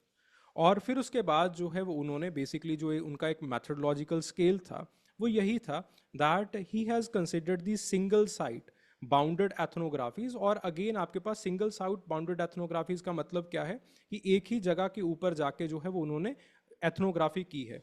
It was not the multi sited ethnography, जो कि अगेन अगला क्वेश्चन पूछा जाता है। ठीक है, तो मल्टी साइटेड एथनोग्राफी का मतलब क्या है कि आप एक प्रवर्ब लेते हो, जैसे फॉर एग्जांपल मैं पंजाब में एथनोग्राफी करने के लिए आया हूँ, तो पंजाब में जो है वो मैं अनीमिया के ऊपर काम कर रहा हूँ। तो अनीमिया के ऊपर मैंने मालवा रीजन के अंदर जो है वो शुरू किया। अनीमिया के अंदर उसको एक शब्द से बुलाया जाता है।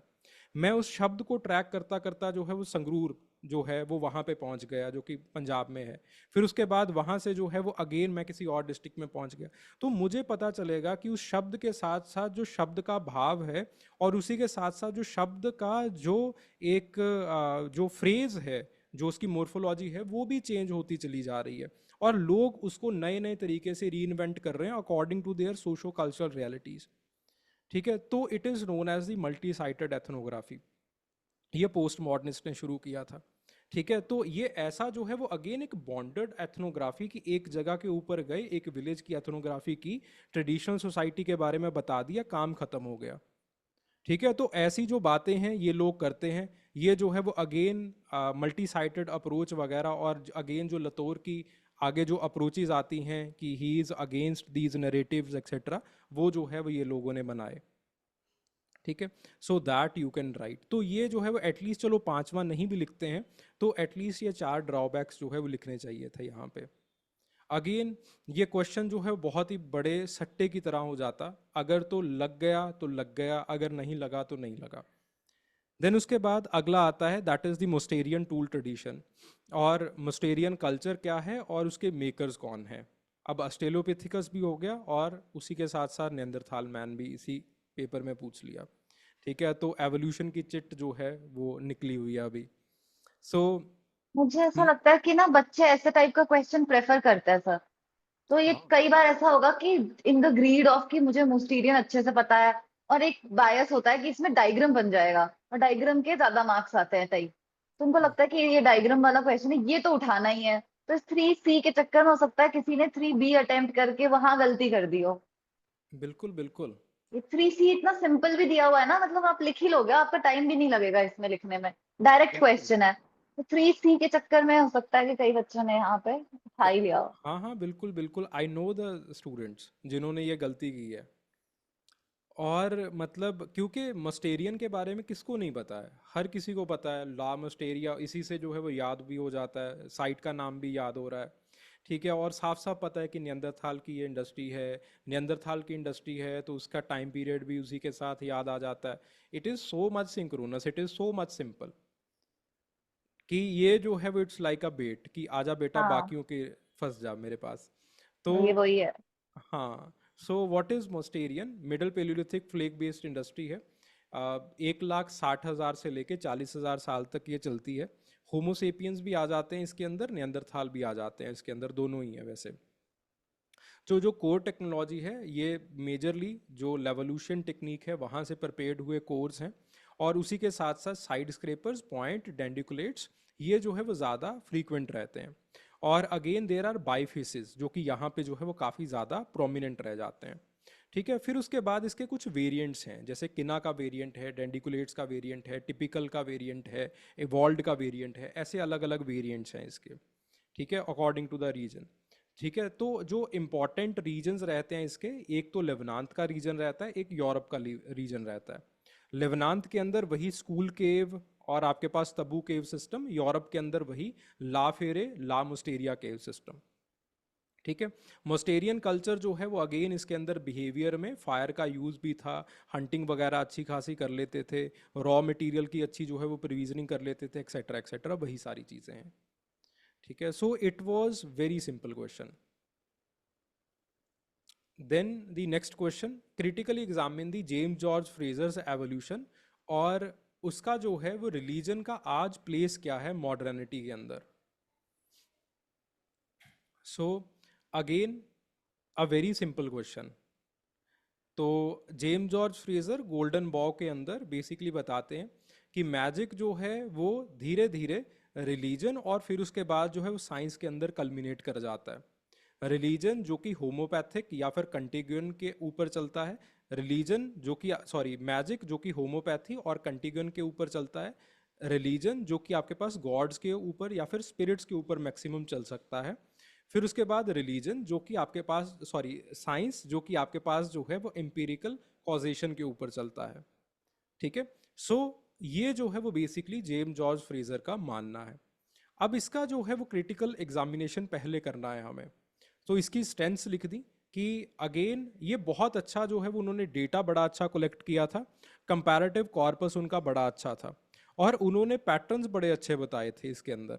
और उसी के साथ साथ जो एक सिंबॉलिक लॉजिक खास करके जो होम्योपैथिक मैजिक का है या फिर कंटेगिन का लगाया जाता है वो इन्होंने बड़ा अच्छा बताया था।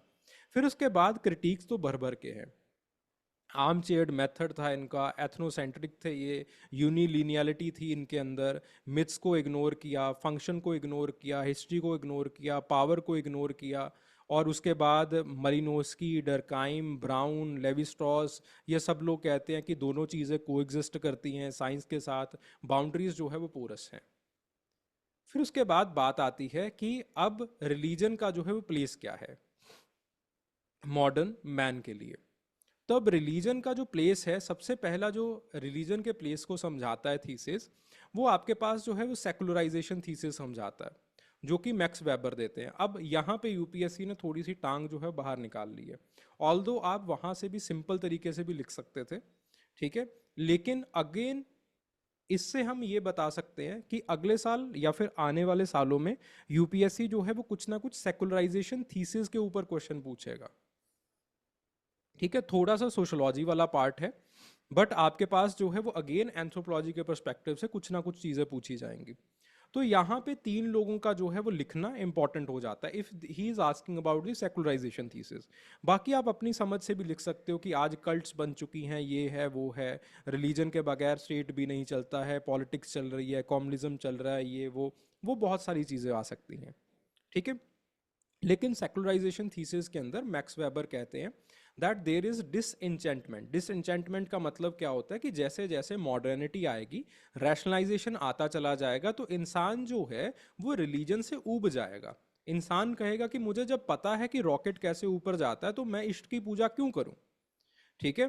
तो ये जो है वो जो रिलीजियस प्रीस्ट की अथॉरिटी है वो धीरे धीरे साइंटिस्ट के पास जो है वो शिफ्ट होना शुरू हो जाएगी, ये वेबर कहते हैं।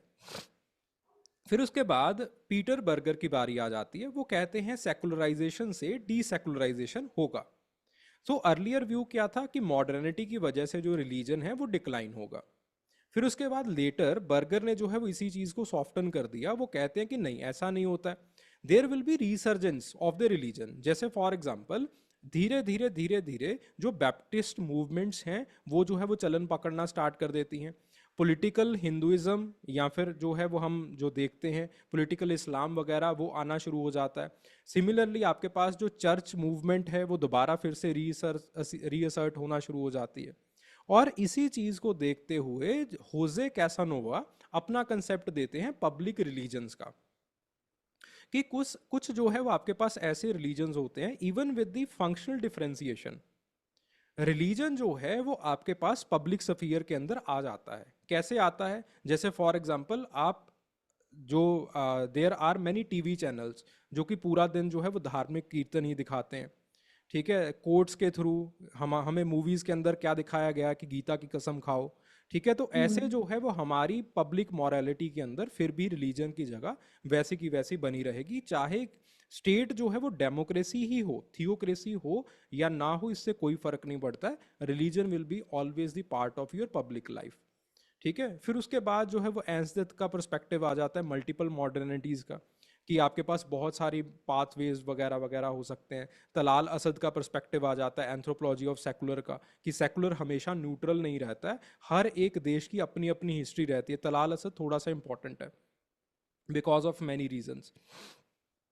क्यों? क्योंकि वो कहता है कि हमेशा सेकुलर जो है वो न्यूट्रल नहीं होता है, रादर आपके पास एक हिस्टोरिकल पावर प्रोजेक्ट होता है जिसकी वजह से जो है वो आपके पास धीरे धीरे स्टेट एक तरफ जो है वो लीन करना स्टार्ट कर देती है, ठीक है। सो स्टेट क्योंकि खुद बड़ा फ्री होती है कि वो बता सकती है that what counts as religion, what counts as reason, what counts as freedom, ठीक है, तो अगेन तलाल असद ने, इसलिए ये इंपॉर्टेंट हो जाता है because he was one who has, जब मलिनोस्की रिलीजन के बारे में बात कर रहे होते हैं या फिर वेबर रिलीजन के बारे में बात कर रहे होते हैं या फिर सेकुलराइजेशन थीसिस की बात आती है, डेमोक्रेसी की बात आती है, he is one who criticises everybody. So ये थोड़ा सा इंपॉर्टेंट है। ठीक है, सो अगेन दीज परस्पेक्टिव्स आज के लिए बिल्कुल भी इंपॉर्टेंट नहीं थे। आज अगर सिंपल कम्युनलिज्म वगैरह लिख के आ रहे हो तब भी नंबर है, लेकिन आने वाले टाइम में यहाँ से सवाल पूछे जाएंगे मोस्ट प्रोबेबली। तो जब आपका कोर्स चल रहा था तब वहाँ पे हमने नियोलिथिक रेवोल्यूशन किया था। हाँ तो सर। नियोलिथिक रेवोल्यूशन के टाइम के ऊपर जो है वो मैंने कुछ थ्योरीज लिखी थी कि हाँ नियोलिथिक एज आई क्यों थी, जिसके अंदर हाँ, एक बात। और वो, हाँ, वो फ्लैनरी वगैरह की। हाँ, तो हाँ हाँ मैंने हाँ वो छोड़ दी थी क्लास में कि ये जो है वो पूछी नहीं जाएंगी, मतलब छोड़ दो। तो इस साल पूछ ली गई। सो हाँ बेसिक, हाँ। हाँ, तो इस तरह से प्रीवियस ईयर क्वेश्चन को अच्छे से करो। और एक बार प्रीवियस ईयर क्वेश्चन में वो भी आई हुई है ना सर, गॉड एंड चाइल्ड की ओएसिस थ्योरी, हाँ, वो आई हुई है। तो अब ये मतलब एक थ्योरी पूछ ली तो अब नेक्स्ट नेक्स्ट सारी पढ़नी पड़ेंगी। बिल्कुल बिल्कुल, ये तो है। मतलब अगेन अच्छे तरीके से एनालाइज किया हो अगर चीज़ों को, तो ऐसा जो पेपर है वो भी जो है वो यू कैन इजीली सॉल्व। चलिए, so the next question, anthropology bridges science and humanities to give the multi-dimensional understanding of the humans। ये पीवाई क्यू है, ये हर बार आता, हर बार हाँ, एक तो होता है सर इस वाले टॉपिक से क्वेश्चन। बिल्कुल। और ये एक ऐसा क्वेश्चन होता है जो कि अगेन आपके एक आंसर को करने लायक बना देता है। हाँ, नहीं तो इतने ज़्यादा स्पेसिफिक आंसर्स आप जो है वो लिख नहीं पाते हो रियल टाइम में। ये बहुत तो टाइम सेविंग टाइप का होता है। तो अगर इस टाइप का उठा लिया तो जो इसमें एक आध टेढ़ा मेढ़ा होगा उसको आप 2 मिनट ज्यादा दे सकते हो, इसमें बच जाता है टाइम। बिल्कुल बिल्कुल, तो इसके अंदर 4 फील्ड विजन पहले लिख करके फिर उसके बाद बेसिकली क्या जो है वो साइंटिफिक साइड है, क्या ह्यूमैनिटीज़ वाली साइड है, ह्यूमैनिटीज़ में वही एथनोग्राफी थिक डिस्क्रिप्शन वाली साइड, फिर उसके बाद उसका सिंथेसिस करके अपना जो है वो उल्लू सीधा करके सीधे बन चलते बनो, वही होता है इसके अंदर। Then hmm. उसके बाद differentiate between the pedigree and the genealogical analysis, history application in the anthropology. बहुत ही मतलब अगेन सिंपल सा क्वेश्चन, अगर आप इसको जो है वो अच्छे तरीके से समझ लो। पैडिग्री एनालिसिस अगेन ये जो है वो स्टैंडर्ड सिंबल्स हम यूज़ करते हैं ये देखने के लिए कि बेसिकली आपके पास जो है वो कैसे जीन्स जो है वो ट्रैवल कर रहे हैं। जीनोलॉजिकल एनालिसिस ये अगेन हम ये देखने के लिए देखते हैं कि बेसिकली किसकी शादी किसके साथ हो रही है, उसकी टेरिटोरियलिटी शादी की वजह से जो है वो कैसे बन रही है। ठीक है, सो ये जो है वो मेजर इसका मुद्दा है, that the genealogical analysis, WHR reverse और फिर उसके बाद जो है लेवी स्ट्रॉस वगैरह इन सारी चीज़ों को बताते हैं। अल्टीमेटली इसका एम जो है वो यही होता है कि लीनिएज को, क्लैन को, रेजिडेंस को, रूल को, एक्सचेंज को समझना। और आपके पास जो है की डिफरेंस क्या है, एक का जो है वो डिफरेंस है बायोलॉजिकल ट्रांसमिशन, दूसरा है सोशल स्ट्रक्चर को समझना। एक जो है वो बायोमेडिकल हिस्ट्री को समझा रहा है, दूसरा जो है वो किन एफिनिटी को समझा रहा है। एक जो है वो रिस्क को एस्टिमेट कर रहा है, दूसरा डिसेंट और अलायंस को बता रहा है। एक के अंदर इंटरव्यू या फिर क्लिनिकल मेथड्स को लगाया जा रहा है, दूसरे के अंदर पार्टिसिपेटरी ऑब्जर्वेशन या फिर इंटरव्यूज को लगाया जाता है। ठीक है, तो ये जो है वो की डिफरेंस है, लेकिन दोनों को हम इंटीग्रेट कर सकते हैं ये समझने के लिए कि मैरिज रूल्स यानी कि जो कंसेंगुइन मैरिजेस हैं वो कैसे जेनेटिक लोड जो है वो पैदा कर रही हैं। अब अरे, मुद्दा जो है वो यहां से पहले क्या था, पिछले साल प्रीवियस ईयर क्वेश्चन यहां से पूछा गया था, अब उन्होंने बिल्कुल उल्टा कर दिया। क्यों? क्योंकि मेथड कोई लिख के नहीं आता था। तो बेसिकली अगेन चीजें प्रीवियस ईयर क्वेश्चन ही है। पेडिग्री एनालिसिस तो आता रहता है ना सर पीवाई क्यू में। हाँ, पेडिग्री एनालिसिस तो बड़ा ही मतलब it's a strict theme. Favourite है वो। लेकिन सर इसमें हिस्ट्री भी पूछा है ना, तो शायद कई लोगों को नाम वगैरह ना पता हो, जो टॉपर नोट से पढ़ते हैं ना वो काफी प्रिसाइज से रहते हैं, कई बार तो ऐसा हो सकता है कि हिस्ट्री वाला पॉइंट बच्चे छोड़ दे। हाँ, वहाँ पे गाल्टन वगैरह वो तो मुझसे भी खैर छूटा है यहाँ पे। हाँ, मेरे को भी वही आया ध्यान में कि वो तो हाँ, लिखना होगा। गाल्टन, वहाँ पे जो पेडिग्री एनालिसिस है उसकी फ्रांसिस हिस्ट्री गैल्टन वाला, हाँ। गाल्टन और डेवनपोर्ट इन दोनों से होती हुई आती है। तो देन उसके बाद multi species, multi sited and the ethnic and the critical ethnography. ठीक है, तो again multi sited ethnography, again George Marcus. Multi species ethnography, ये जो है वो अगेन कुछ आप जो है वो लिख सकते हो, जेन गुडल वगैरह कई कई लोग जो है वो बच्चे लिख के आए हैं। ठीक है, बट अगेन जब वो कर रही थी तो उसको भी नहीं पता था कि मल्टी स्पीसीज है ये। ठीक है, रादर आपके पास मल्टी स्पीसीज जब ऐसी चीज़ें आती हैं तो ब्लफ नहीं किया जाता है। ब्लफ वहीं पे करो जहाँ पे आपको हल्का फुल्का जो है वो एनालिसिस होता है चीज़ों के बारे में। सो मल्टी स्पीसीज का मतलब है कि कैसे हम को एग्जिस्ट करते हैं। Multi species ethnography it was done by Harold Conklin in the cognitive anthropology. तो वो जब बता रहा होता है कि इनकी जो प्लांट कैटेगरीज है वो इतनी हैं, हाउ दे आर को एग्जिस्टिंग विद द नेचर। ठीक है, इफागोज के अंदर काम हो रहा है। ठीक है, या फिर आपके पास जो है हनूनोज के अंदर काम चल रहा है, या फिर आगे चल के जो है वो ऐसे टाइलर जो है वो काम कर रहे हैं। So this is the multi species, कि कैसे ह्यूमंस जो हैं वो एनिमल, प्लांट्स, माइक्रोब्स वगैरह इन सब लोगों के साथ जो है वो इकट्ठे होके रह रहे हैं, and how they are categorising that. Hmm. ठीक है, देन उसके बाद बात आती है क्रिटिकल एथनोग्राफी की। क्रिटिकल एथनोग्राफी का मतलब है कि जब हम ऑलरेडी जो एग्जिस्टिंग प्री कंसीव्ड नोशंस हैं उनको डीकंस्ट्रक्ट करते हैं। अगेन डीकंस्ट्रक्ट कैसे किया जाता है? With the help of the multi sited and the multi species ethnography. ठीक है, so multi species ethnography, again Harold Conklin वगैरह नहीं है इंपॉर्टेंट, लिखना नहीं है इंपॉर्टेंट, रादर मुद्दा इंपॉर्टेंट है। ठीक है, what it ask, how do we care for disease, मतलब लेबर कैसा होता है, पॉलिटिक्स कैसा होता है बिटवीन दी स्पीसीज। ठीक है, और कैसे with the help of participatory observation, ecological tools, biological sampling, हम ये जो चीज़ें हैं वो करते हैं। अब इसके जो क्रिटिकल थिंकर्स हैं वो डोना हरावे वगैरह ये सारी हैं। आप हैरल्ड कॉन्क्लिन वगैरह चाहे इनको छोड़ना चाहो तो छोड़ भी सकते हो, कोई ऐसा जो है वो बहुत बड़ा इशू नहीं है। ठीक है, क्योंकि अगेन अगर यहाँ से कुछ जो है वो सवाल पूछा भी जाता है, मुझे आई डोंट थिंक कि अगले साल यहाँ से इतना स्पेसिफिक कुछ क्वेश्चन पूछा जाएगा।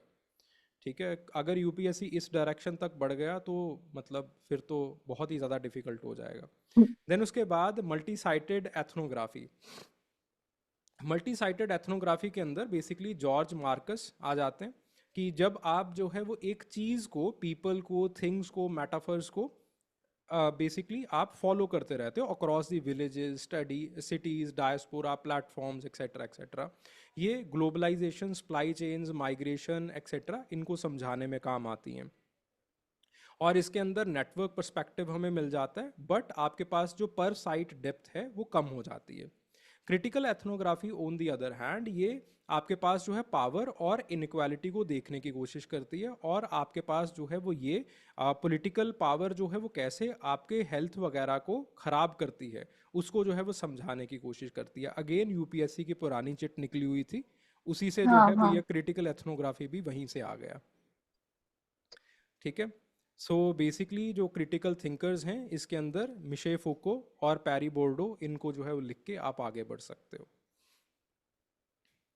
देन उसके बाद अगली जो चीज़ आती है that is the evolutionary significance of menopause. ठीक है, अब यहाँ पे बेसिकली दो थ्योरीज पूछी गई थी। एक तो है कि there was a question called write a short note on the menopause. ठीक है, हम्म। वहाँ से दो थ्योरीज निकल के आती हैं। एक तो जो है that is known as the grandmother hypothesis, दूसरा होता है मदर हाइपोथीसिस। ठीक है, दूसरा फिर उसके बाद there are general evolutionary theories, जैसे फॉर एग्जांपल मदेवर का हाइपोथीसिस है जो कि आपके पास एजिंग थ्योरी के अंदर आ जाता है। तो दोनों थ्योरीज हाँ। से बेसिकली चीज़ों को पकड़ करके कंबाइन करके आपको ये आंसर जो है वो लिख देना था। सो बेसिकली जो ग्रैंड मदर हाइपोथीसिस है वो ये कहता है कि रिप्रोडक्टिव वुमेन वो जो है वो अगेन इंक्लूसिव फिटनेस को बूस्ट करती हैं by the allo care, provisioning knowledge etcetera etcetera, जिसकी वजह से अगेन उनको जो इंटर बर्थ इंटरवल्स हैं डॉटर और अपने बीच में उनको शॉर्टन अप करना पड़ता है, जिसकी वजह से बेसिकली मेनोपॉज जो है वो आ जाता है। मदर हाइपोथीसिस अगेन ताकि लेट प्रेगनेंसी रिस्क और स्टिल बर्थ या फिर मदर की हेल्थ को कोई रिस्क ना आ जाए, इसलिए जो है वो आपके पास मेनोपॉज आ जाता है। देन उसके बाद there are reproduction conflict hypothesis, कि अगेन ओल्डर विमेन और डॉटर इन लॉ इकट्ठा जो है वो प्रेग्नेंट ना हो जाए और एकदम से जो है वो ज़्यादा जो केयर का खर्चा है वो ना बढ़ जाए, केयर का जो बायोलॉजिकल कॉस्ट है और उसी के साथ साथ जो कल्चरल कॉस्ट है वो जो है फैमिली के ऊपर ना बढ़ जाए। तो over the period of time evolution ने जो है वो आपके पास ये एक चीज़ जो है वो मेनोपॉज वो बनाई है। फिर उसके बाद मेधावर का हाइपोथेसिस आ जाता है एंटागोनिस्टिक प्लायोट्रॉपी का। वो अगेन यही बात कहता है कि natural selection is weak at the last ages, genes जो कि पहली जिंदगी में आपको हेल्प करती हैं वो बाद में जो है वो आपके पास हार्मफुल हो जाती हैं। ठीक है, इसी से जो है वो एक 10 मार्कर निकाल लिया। ठीक है, तो बेसिकली ये सर आया हुआ क्वेश्चन है ना पहले, बिल्कुल, एवोल्यूशनरी थ्योरी ऑफ एजिंग वाला, हाँ हाँ हाँ हाँ, ये ऐसा आया कुछ। था 2020 के अंदर। तो आपके पास इसलिए आप ज़्यादा जो है वो अपने आप को वियर एंड टीयर नहीं करवाते हो बार बार रिप्रोड्यूस करके, so you have a menopause. ठीक है, देन आपके पास there is the evidence of these theories. अब इसको अगर लिखना चाहोगे तो लिख सकते हो, नहीं तो कोई इशू नहीं है। ठीक है, तो थ्योरीज जो है वो ये वाली है। देन उसके बाद अगला question, explain the principle material sorry the fusion track dating method and its application. ठीक है, अब ये जो है वो this is a geological method. ठीक है, मैक्सिमम यूरेनियम के अंदर हम यूरेनियम डेटिंग करते हैं और उसके अंदर भी हम ये बता देते हैं कि इसके अंदर जो है बहुत सारे ड्रॉबैक्स हैं और इसको सिर्फ कैल्शियम कार्बोनेट के अंदर किया जाता है। कैसे किया जाता है बस वही बताते हैं। उसके बाद फ्यूजन, उसके अंदर देर is a aspect of fusion जिसके कारण जो है वो देर आर फ्यूजन ट्रैक्स, कुछ डैमेज ट्रायल्स रह जाते हैं जिसके चलते कि हम तकरीबन आज से तकरीबन 7 मिलियन ईयर्स अगो की भी डेटिंग कर सकते हैं। अब ह्यूमन एवोल्यूशन के अंदर हमें 7 मिलियन ईयर अगो जाने की कोई ज़्यादा ज़रूरत नहीं पड़ी। ठीक है, तो इतना लंबा जो है वो टाइम स्पैन कुछ की ज़रूरत नहीं पड़ती है, जिसकी वजह से ये और उसी के साथ साथ जिस कंडीशंस के अंदर ये होती है, जिस मैग्मा ग्लास वॉल्केनिक ग्लास के अंदर ये होती है, वहाँ पे already we have a very good technique called the argon potassium dating या फिर पोटेशियम पोटेशियम डेटिंग। तो वो ऑलरेडी यूज़ हो रही होती है वहाँ पे। So this is one of the technique जो कि आपके पास कैलिब्रेशन के लिए यूज़ की जाती है जनरली एंथ्रोपोलॉजी के अंदर। कैलिब्रेशन जहाँ पे आपके पास डेट जो है वो श्योर नहीं है और अब जो है वो दूसरी टेक्निक आप यूज़ कर रहे हो। सो ये ऐसी टेक्निक है। ठीक है, तो अगेन यहाँ पे जो है वो आई डू नॉट नो, मुझे जब again I was a question mark जब ग्लूटोक्रोनोलॉजी पूछा गया था। अब ये मुझे ये भी नहीं समझ में आ रहा कि ये नहीं। ये ये मैंने पढ़ा है सर, और मैंने कैसे पढ़ा था कि जब डेटिंग मेथड्स पढ़ रही थी ना, तो मैंने ईपीजी पाठशाला का यूट्यूब पे वीडियो है, उसमें ओके। उन्होंने 7-8 टेक्निक्स बताई है, उन्हीं के टीचर पढ़ा रहे हैं। तो मतलब दे उनके पर्सपेक्टिव या उनके सिलेबस में ये इम्पोर्टेंट होगा शायद। हम्म। मैंने भी 1-2 लाइन में लिख लिया था अपने नोट्स में। तो नाइस। ये वहां कहीं से उठाया हुआ है। ठीक है, तो 8 टेक्निक्स दिए उन्होंने, उनमें से एक ये है। बिल्कुल बिल्कुल, तो मैंने जब नोट्स बनाए थे उन नोट्स में से मैंने इसको हटवाया था कि ये हटा दो, इसकी कोई ज़रूरत नहीं है, हाँ, ये ऐसे कौन ही तो हाँ, पूछेगा। दुनिया भर की टेक्निक्स है, कैसे पता चलेगा कि कौन सी इंपॉर्टेंट है। चलो अभी तो दो ही रह गई हैं, बाकी तो सारी पूछ ही ली हैं। एक मैग्नेटिक रह गई है और एक ये है, बस एक बाकी तो। वो भी है उनके पास सर, इलेक्ट्रॉन स्पिन रेजोनेंस। हाँ, उसको मैंने इस सार इंक्लूड करवाया था। तो ऐसे ऐसे अब तो यही आता है।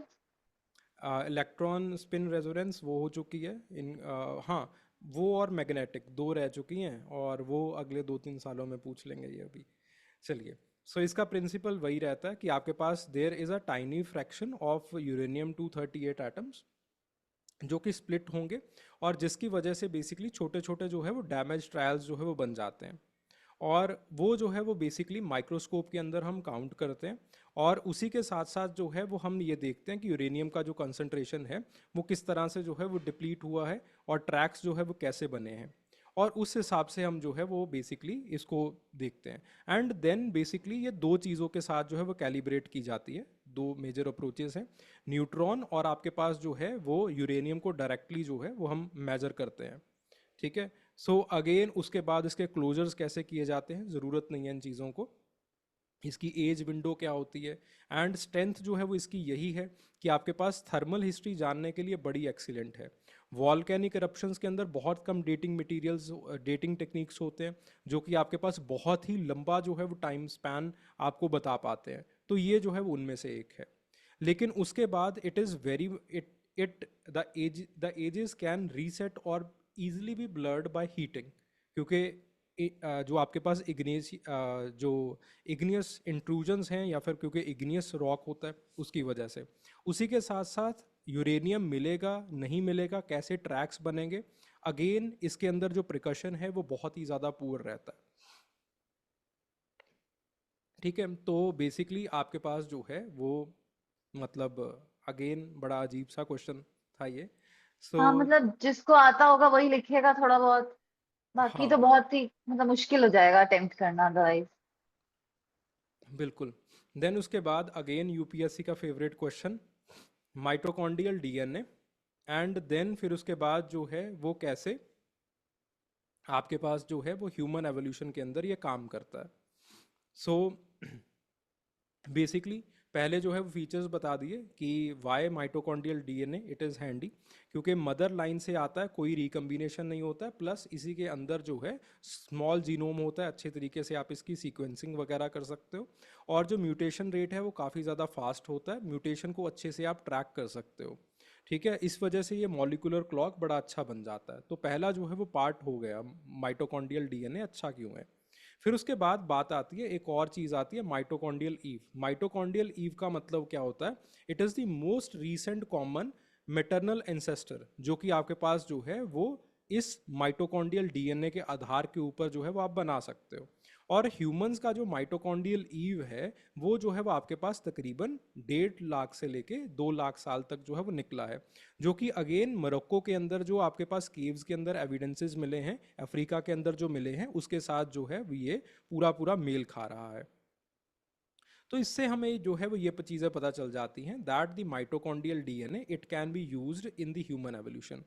अब इतना भी काफ़ी है, लेकिन फिर उसके बाद जो है वो अगेन थोड़ा सा जो है वो एक्स्ट्रा करते हैं कि आपके पास जो है वो there are certain haplo L group branch, जो कि आपके पास जो है वो अफ्रीकन है, लीनियज एम और एन है, जो कि आपके पास जो है वो अगेन आउट ऑफ अफ्रीका जिसका डिस्पर्सल हुआ है। अब कैसे डिस्पर्सल हुआ है, दो रूट्स निकले थे, एक जो है वो नाइल रिवर के थ्रू निकला था, दूसरा जो है वो अगेन सदर्न रूट था जो कि डायरेक्टली इंडिया में पहुंच जाता था अरेबियन पेनिनसुला से होते हुए। ठीक है, दो रूट्स निकले, अगेन इसके अंदर अपने अपने जो है वो जेनेटिक बॉटलनेक्स वगैरह जो है वो देखने को मिलते हैं, जो कि अगेन आगे चल के जो है वो अगले ही इसी सेक्शन के अंदर अगला एक क्वेश्चन आएगा, जहाँ पे अगेन आपसे जो है वो पूछा जाएगा कुछ माइग्रेशन वगैरह के बारे में, तो इसी चीज़ को वहाँ पे हम कंटिन्यू करते हैं। देन उसके बाद बात आती है the arc there is archaic admixture context, कि आपके पास जो है वो अगेन नियंदरथाल वगैरह के अंदर जो है वो हमारी मीटिंग तो हुई है, लेकिन इसके ज़रिए हमें पता नहीं चल पाता है। क्यों? क्योंकि ये सिर्फ और सिर्फ मदर लाइन से है। ठीक है, तो मदर लाइन से होने की वजह से हमें इससे कुछ पता तो नहीं चल पाएगा अनटिल और अनलेस हमारे पास एक न्यूक्लियर रिकम्बिनेशन जो है वो नहीं मिल जाता है, जो कि काफ़ी ज़्यादा डिफ़िकल्ट होता है। इसी डिफ़िकल्टी की वजह से आपके पास सेवंते पाबो को जो है वो इसका नोबल प्राइज़ मिला था। ठीक है, सो लिमिट्स इसकी क्या हैं कि अगेन माइटोकॉन्ड्रियल डीएनए ये सिलेक्शन के थ्रू जो है वो शेप किया जा सकता है, क्योंकि again it affects the energy metabolism. Drift के अंदर अगेन पॉपुलेशन के अंदर ये जो है वो सिंथेसाइज या फिर ये जो है वो लिमिट होता है। Again there might be the sex bias demography. ठीक है, तो वो तो ऑब्वियसली होता ही है। सो ये जो है वो कुछ लिमिटेशंस हैं। अगेन यू कैन, अगर आपने इतना भी लिखा है और अच्छे तरीके से लिखा है, I think it is more than sufficient. और उसी के साथ साथ जो है जो मेजर रूट्स थे इन जो ह्यूमंस हैं वो कैसे गए हैं वो बता दीजिए, that is more than sufficient. Then उसके बाद fetal origin of of the adult disease and David Barker का इसके अंदर क्या कंट्रीब्यूशन है। ठीक है, एक बड़ा अजीब सा क्वेश्चन था, आई थिंक 90s के अंदर पूछा गया था, द थ्रिफ्टी जीन हाइपोथेसिस। हाँ सर, हाँ हाँ। ठीक है, वो इसके बाद यूपीएससी पता नहीं क्या सोच के उसने पूछा, और उसके बाद यूपीएससी एकदम से भूल गया। हाँ हाँ अभी हाँ। यूपीएससी दोबारा फिर से जो है वो उसको मन किया पूछने का, लेकिन उसने कहा कि चलो कुछ तूफानी करते हैं। तो अभी जो है वो हम ऐसा करते हैं कि ऐसा करके पूछें कि थ्रिफ्टी जीन्स नाम लेने की जो है वो नौबत ना पड़े। तो उसने जो है वो कहा कि फीटल ओरिजिन अडल्ट डिसीजेस क्या होते हैं, यानी कि पेलियोट्रॉपी से के साथ भी जो है वो इसको लिंक कर दिया गया, और उसी के साथ साथ डेविड बार्कर का इसका कंट्रीब्यूशन क्या है। तो बेसिकली ये तो उन्होंने, बहुत बहुत स्पेसिफिक है ना। बच्चे हाफ पार्ट तो लिख लेंगे, लेकिन डेविड बार्कर तो मैं भी नहीं लिख पाती शायद। हाँ बिल्कुल, जिसने नहीं पढ़ा है उसके थ्रिफ्टी फिनोटाइप के ऊपर, ठीक है, ऑल दो मैंने पढ़ाया था आपको, तो वो जो मैं है बारकर का नाम भूल गई सर। थ्रिफ्टी तो मुझे याद है उसमें क्या होता है। मैं हाँ नाम भूल गई। वो डेविड बारकर ये वही वाले हैं। हाँ हाँ हाँ वही है। और David Barker he is the same guy जिसने अगेन बाद में डेमोग्राफी के अंदर काम किया था।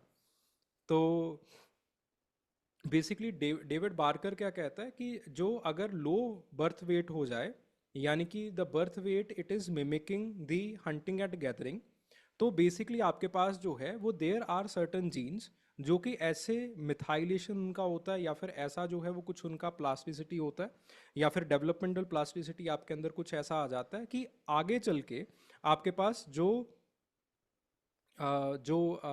रिस्क फैक्टर है फॉर दी कार्डियोवास्कुलर डिसीज, या फिर आपके पास टाइप 2 डायबिटीज़, हाइपरटेंशन, वो बढ़ जाता है। ठीक है, इसी चीज़ को आगे चल के जो है वो डेविड बार्कर ने थ्रिफ्टी फिनोटाइप के ऊपर जो है वो बात की थी। उन्होंने कहा कि अंडर न्यूट्रिशन होगा तो इसकी वजह से बीटा सेल और मस्कुलर चेंजेस आते हैं, जिसकी वजह से जो है वो आपके पास जो है वो again later calorie rich environment में जब बच्चा जाता है तो उसके अंदर जो है वो मिसमैच हो जाता है। उस मिसमैच की वजह से आपके पास टाइप टू डायबिटीज़ वगैरह आ जाती है। ठीक है, अब इसके mechanisms, there are two mechanisms, one is epigenetics जिसके अंदर डीएनए मेथाइलेशन वगैरह को हम दिखाते हैं। दूसरा जो है वो आपके पास मेजर रहता है, दैट इज एचपीए एक्सेस, जिसके अंदर जो है वो हम ये बताते हैं कि कैसे जो है there is higher cortisol set points, ठीक है, जिसकी वजह से इंसुलिन रेजिस्टेंस वगैरह वो बन जाती है। ये दो मेजर मैकेनिज्म्स रहते हैं, बाद में ऑर्गन स्ट्रक्चर प्लेसेंटा वगैरह का कुछ बताया इन्होंने, लेकिन यही जो है वो दो मोस्ट एक्सेप्टेड चीज़ें हैं। फिर उसके बाद बात आती है कि लाइफ कोर्स के अंदर जो है वो क्या इसका एक्सटेंशन है, कि अगेन आपके पास मेटरनल बीएमआई, माइक्रोन्यूट्रिएंट्स वगैरह, ये जो है वो again it is very much optional, लिखना चाहते हो लिख दो, नहीं तो ऊपर ही काफ़ी है। इसके एविडेंस जो है वो देखे जाते हैं यूके की कोहर्ट स्टडीज़ के अंदर, और उसी के साथ साथ जो है वो जो हमने फेमाइंस के अंदर जो नेचुरल एक्सपेरिमेंट डच के अंदर जो हंटर हंगर विंटर आई थी, तो उसके अंदर जो हमने किए थे, तो वहाँ पे जो है ये सारी चीज़ें सही साबित हुई है। ठीक है, और अगेन मेटरनल जो न्यूट्रिशनल ट्रेल्स है उसके अंदर भी जो है वो ये चीज़ें बिल्कुल सही साबित होती हैं। तो इसलिए जो है वो जो मातृत्व वंदना योजना है, वो सारी की सारी जो स्कीम्स हैं वो बहुत ही ज़्यादा इम्पोर्टेंट हो जाती हैं। सो वो पोषण अभियान वगैरह वो सारी इम्पोर्टेंट है। Okay, so why what are genetic markers, और इसका एप्लीकेशन पॉपुलेशन वेरिएशन के अंदर क्या है। अब पॉपुलेशन वेरिएशन के अंदर वही चीज़ को उठाया जाएगा, माइटोकॉन्ड्रियल डीएनए वाली, और वही पॉइंट्स जो है यहाँ पे लिख दिए जाएंगे अलॉन्ग विद सम एसटीआरस। ठीक है, उसी के साथ साथ डिसीज का एसोसिएशन क्या है, फोरेंसिक्स के अंदर इसका क्या काम है, अगेन प्रीवियस ईयर क्वेश्चन। सो ये अच्छा जेनेटिक, क्वेश्चन है। ये सिंपल क्वेश्चन है सर, मतलब ये किया जा सकता था। हाँ काफी कुछ इसमें मतलब एग्जाम्पल्स, केस स्टडीज आ जाते हैं ना, तो चांसेस होते हैं कि पॉइंट ज्यादा अच्छे से लिखो तो थोड़ा वेल प्रेजेंट किया जा सकता है। इतना बिल्कुल सोचने बिल्कुल का नहीं था तो। बिल्कुल। और ऐसे क्वेश्चंस वैसे होते हैं कि अगर आपके पास एक पॉइंट भी है ना, एक एग्जाम्पल भी है, तो उसको भी आप अच्छे से लिख सकते हो और उसके भी नंबर हाँ मिलते हैं। जी। So genetic markers they are heritable DNA और द प्रोटीन वेरिएंट, जो कि आपके पास जो है वो S T R, S N P, V N T R, ठीक है, इंडल्स, या फिर आपके पास C N Vs, mitochondrial DNA, haplogroups, Y chromosome, कुछ भी हो सकता है ये। ठीक है, लेकिन ये जो है वो आपके पास हेरिटेबल होना चाहिए, और it should be less, there should be less variation vis-a-vis the environment. और आपके पास जो है वो अभी हम क्या करते हैं इसके regarding, so how you in for the history, again इसको लिखने की ज़्यादा जो है ज़रूरत नहीं है, डायरेक्टली मुद्दे की बात के ऊपर आते हैं। तो सबसे पहले जो है वो डिसीज़ का एसोसिएशन कैसे देखा जाता है। अच्छा, ठीक है, sorry, how you infer the history. History को इन्फर करने के लिए सबसे जो पहली चीज़ आती है, अगेन जो एग्जाम्पल्स हैं वो आते हैं। सबसे पहली बात आती है फाउंडर इफेक्ट की। जैसे फॉर एग्जांपल अगर हम थैलेसीमिया की बात करें या फिर G6PD डेफिशिएंसी की बात करें, तो अगेन थैलेसीमिया की म्यूटेशंस और G6PD डेफिशिएंसी जो है वो बॉटलनेक इफेक्ट को बताती हैं। सिमिलरली अगर हम माइटोकॉन्ड्रियल डीएनए की बात करें, तो अगेन जो अंडेमानीज हैं उनके अंदर M31 वेरिएंट और M32 वेरिएंट जो है वो सबसे ज़्यादा हाईएस्ट जो है मिलते हैं। सिमिलरली आपके पास जो है वो नॉर्थ ईस्ट इंडियंस के अंदर आपके पास again they have the different mitochondrial DNA profiles, जो कि उनके तिब्बतो बर्मन लिंक्स को जो है बताती हैं। ठीक है, तो इस तरह से again these are certain DNA और आपके पास जो है जेनेटिक मार्कर्स जो कि साफ साफ ये बताते हैं कि कहाँ से जो है वो आपका एंसेस्ट्री थी। देन उसके बाद बात आती है डिसीज एसोसिएशन की। तो डिसीज एसोसिएशन के अंदर again if there is this particular marker HLA-B27, तो आपके पास जो है वो अगेन स्पंडलाइटिस का इंसिडेंस ज़्यादा बढ़ जाएगा। अगर आपके पास जो है वो आपके पास TCF7L2 है, तो इसके साथ टाइप 2 डायबिटीज़ का रिस्क जो है वो ज़्यादा बढ़ जाता है। अगर सिमिलरली आपके पास HLA डिसीज़ है या फिर आपके पास जो है वो ADR के लिंक्स हैं, तो ऑटो इम्यून डिसीज़ का रिस्क जो है बढ़ जाता है। ठीक है, अगर आपके पास B1502 है, तो आपके पास जो है वो अगेन बस ये दो जो है वो इम्पॉर्टेंट है। ठीक है, इतना ज़्यादा जो है वो अगेन याद जो है नहीं रहता है। मैंने भी ठीक एक है, याद कर रखा था, कहीं भी डालना हो तो HLA-DR4 रूमेटॉइड आर्थराइटिस खत्म। हाँ, तो हर कोई एक एक याद कर लेगा ना, तो वो कहीं भी लग जाता है बाद में। बच्चा ना बिल्कुल। डर जाते हैं कि इतने सारे लिखे हैं तो ये याद थोड़ी होगा। अरे सारे थोड़ी करने हैं, एक करना है, पर एक होना चाहिए, मतलब कहीं भी फिट हो जाएगा। इस साल बच्चों को मैंने बास्क वाला याद करवाया था कि क्योंकि बास्क की पॉपुलेशन थी, उसके अंदर ओ भी हाईएस्ट है, उसके अंदर जो बी है वो सबसे लोएस्ट है। तो वो हाँ, आपने हमें भी माइग्रेशन, दिया था वो। हाँ, तो हाँ। वो वाला जो है वो बड़ा अच्छा रहता है इस चीज़ को बताने के लिए कि अच्छा माइग्रेशन को ये बता रहा है। तो फिर उसके बाद ये फार्माकोजेनेटिक्स के अंदर भी यूज़ हो जाता है, ज़रूरत नहीं है इस चीज़ को करने की। उसी के साथ साथ ये फोरेंसिक आईडी बनाने में भी जो है वो यूज़ हो जाता है। जैसे फॉर एग्जांपल आप जो है वो again matching blood on weapons, again suspicion जो है बढ़ा सकते हैं। सिमिलरली आपके पास अगर आप YSTR की बात करो, तो अगेन जो मेल कंट्रीब्यूटर है वो कौन है डीएनए के अंदर, if the DNA is mixed, तो वो पता चल जाएगा। माइटोकॉन्ड्रियल डीएनए के अंदर अगेन जो आपके पास डिजास्टर विक्टिम्स हैं उसके अंदर जो है वो ये यूज़ किया जाता है, जो इसके बायोमार्कर्स हैं। सिमिलरली आपके पास जो है वो अगर आप SNPs की बात करो, तो अगेन थर्ड कज़न मैचेस के अंदर भी SNPs जो है वो बड़े अच्छे तरीके से जीनोलॉजी को ट्रैक कर लेते हैं, SNP प्रोफाइल्स वगैरह। सो इस तरह से यू कैन राइट इट। ठीक है, तो अगेन ये एक ऐसा क्वेश्चन था जहाँ पे आप थोड़ा सा चीज़ों को घुमा सकते हो, provided you have a good amount of material और वहाँ पे वो चीज़ें याद आ रही हैं अच्छे तरीके से, रट्टा मार के गए हुए हो। So then the next one, this is the biological anthropology become more scientific from the mid 20th century. So इस, इसमें again, कई लोग डर जाएंगे कि ये कुछ अलग पूछ लिया है शायद। हाँ, अब अगेन मतलब वही है कि बायोलॉजिकल एंथ्रोपोलॉजी पहले जो है वो क्या कम साइंटिफिक थी, तो बात वही आ जाती है, वही रेस एंड रेसिज्म वाली, कि पहले जो है वो एंथ्रोपोमेट्री को यूज़ किया जाता था और अगेन रेसिज्म के एस्पेक्ट्स को जो है वो बताया जाता था। यूजेनिक्स आ जाता था, सीडो साइंस आ जाती थी, मेंडल की थ्योरी आई, मेंडल की थ्योरी ने एक चीज़ बता दी, बहुत सारी चीज़ें नहीं बता पाई। जब इनहेरिटेंस की बात आती है, he is very philosophical, scientific वो है ही नहीं। ठीक है, फिर उसके बाद रेशियल चलो रेशियल टाइप्स की तो ऑलरेडी बात हो ही चुकी है। तो ऐसी जो कुछ चीज़ें हैं उनको क्रिटिसाइज करते हुए नई चीज़ें कैसे बनी। तो अगेन अपने सिलेबस को आंखें बंद करो और अपने सिलेबस को घुमाना शुरू कर दो। आपका सिलेबस उसी एवोल्यूशन के ऊपर लिखा हुआ है। तो सबसे पहले synthetic theory of evolution Mendel से बन गई। फिर उसके बाद वो पूरा 9.5 के ऊपर पहुंच जाओ। 9.5 के अंदर रेसिज्म वो सारी चीज़ें आ जाएंगी।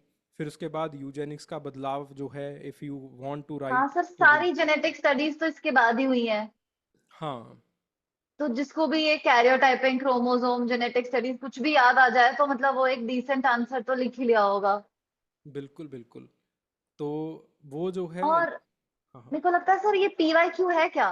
जो वॉशबर्न ने जो टर्म दिया था ना, शायद इस पे पीवाईक्यू भी आया हुआ है, व्हाट इज न्यू फिजिकल या new physical exactly anthropology. Exactly exactly exactly बिल्कुल। तो वो भी प्रीवियस ईयर क्वेश्चन है। तो तो हाँ, अगेन वही। वही जिसने वो पढ़ा होगा उसको याद आ जाएगा कि ये वही वाला बात हो रही है, 1950 से क्या क्या नया हुआ है, साइटोजेनेटिक्स आ गया और ये सब टर्म्स जो थे, तो हाँ बिल्कुल वो लिख बिल्कुल लेगा। बिल्कुल। तो even biological anthropology has become more scientific from the mid 20th century. ये जो शब्द थे, even they were also given by Washburn when he was discussing about the new physical anthropology. तो वही चीज़ों को उठाया गया और पूछ लिया गया। तो हाँ आपके पास एवोल्यूशनरी सिंथेसिस आया।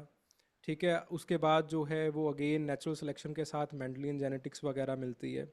न्यू फिजिकल एंथ्रोपोलॉजी आ जाती है। पॉपुलेशन के अडेप्टेशन के बारे में हम समझना शुरू कर देते हैं, हाइपोथेसिस टेस्टिंग शुरू कर देते हैं। ठीक है, और उसी के साथ साथ जो है वो प्राइमेटोलॉजी के फील्ड्स जो है वो आने शुरू हो जाते हैं। हम कल्चर को एक्सक्लूसिव मैन का नहीं बताना शुरू कर देते। उसी के साथ साथ जो है वो अगेन बायोकल्चरल थीसिस, जो कि अभी जिसके ऊपर यूपीएससी ने लंबी चौड़ी चिट्स निकाल रखी थी, वो जो है वो सारी की सारी चीज़ें आ जाती हैं। उसी के साथ साथ देर आर डेटिंग टेक्निक्स, जो कि अगेन क्लाइमेट और कल्चर के कोरिलेशन को हमें बताना स्टार्ट कर देती हैं।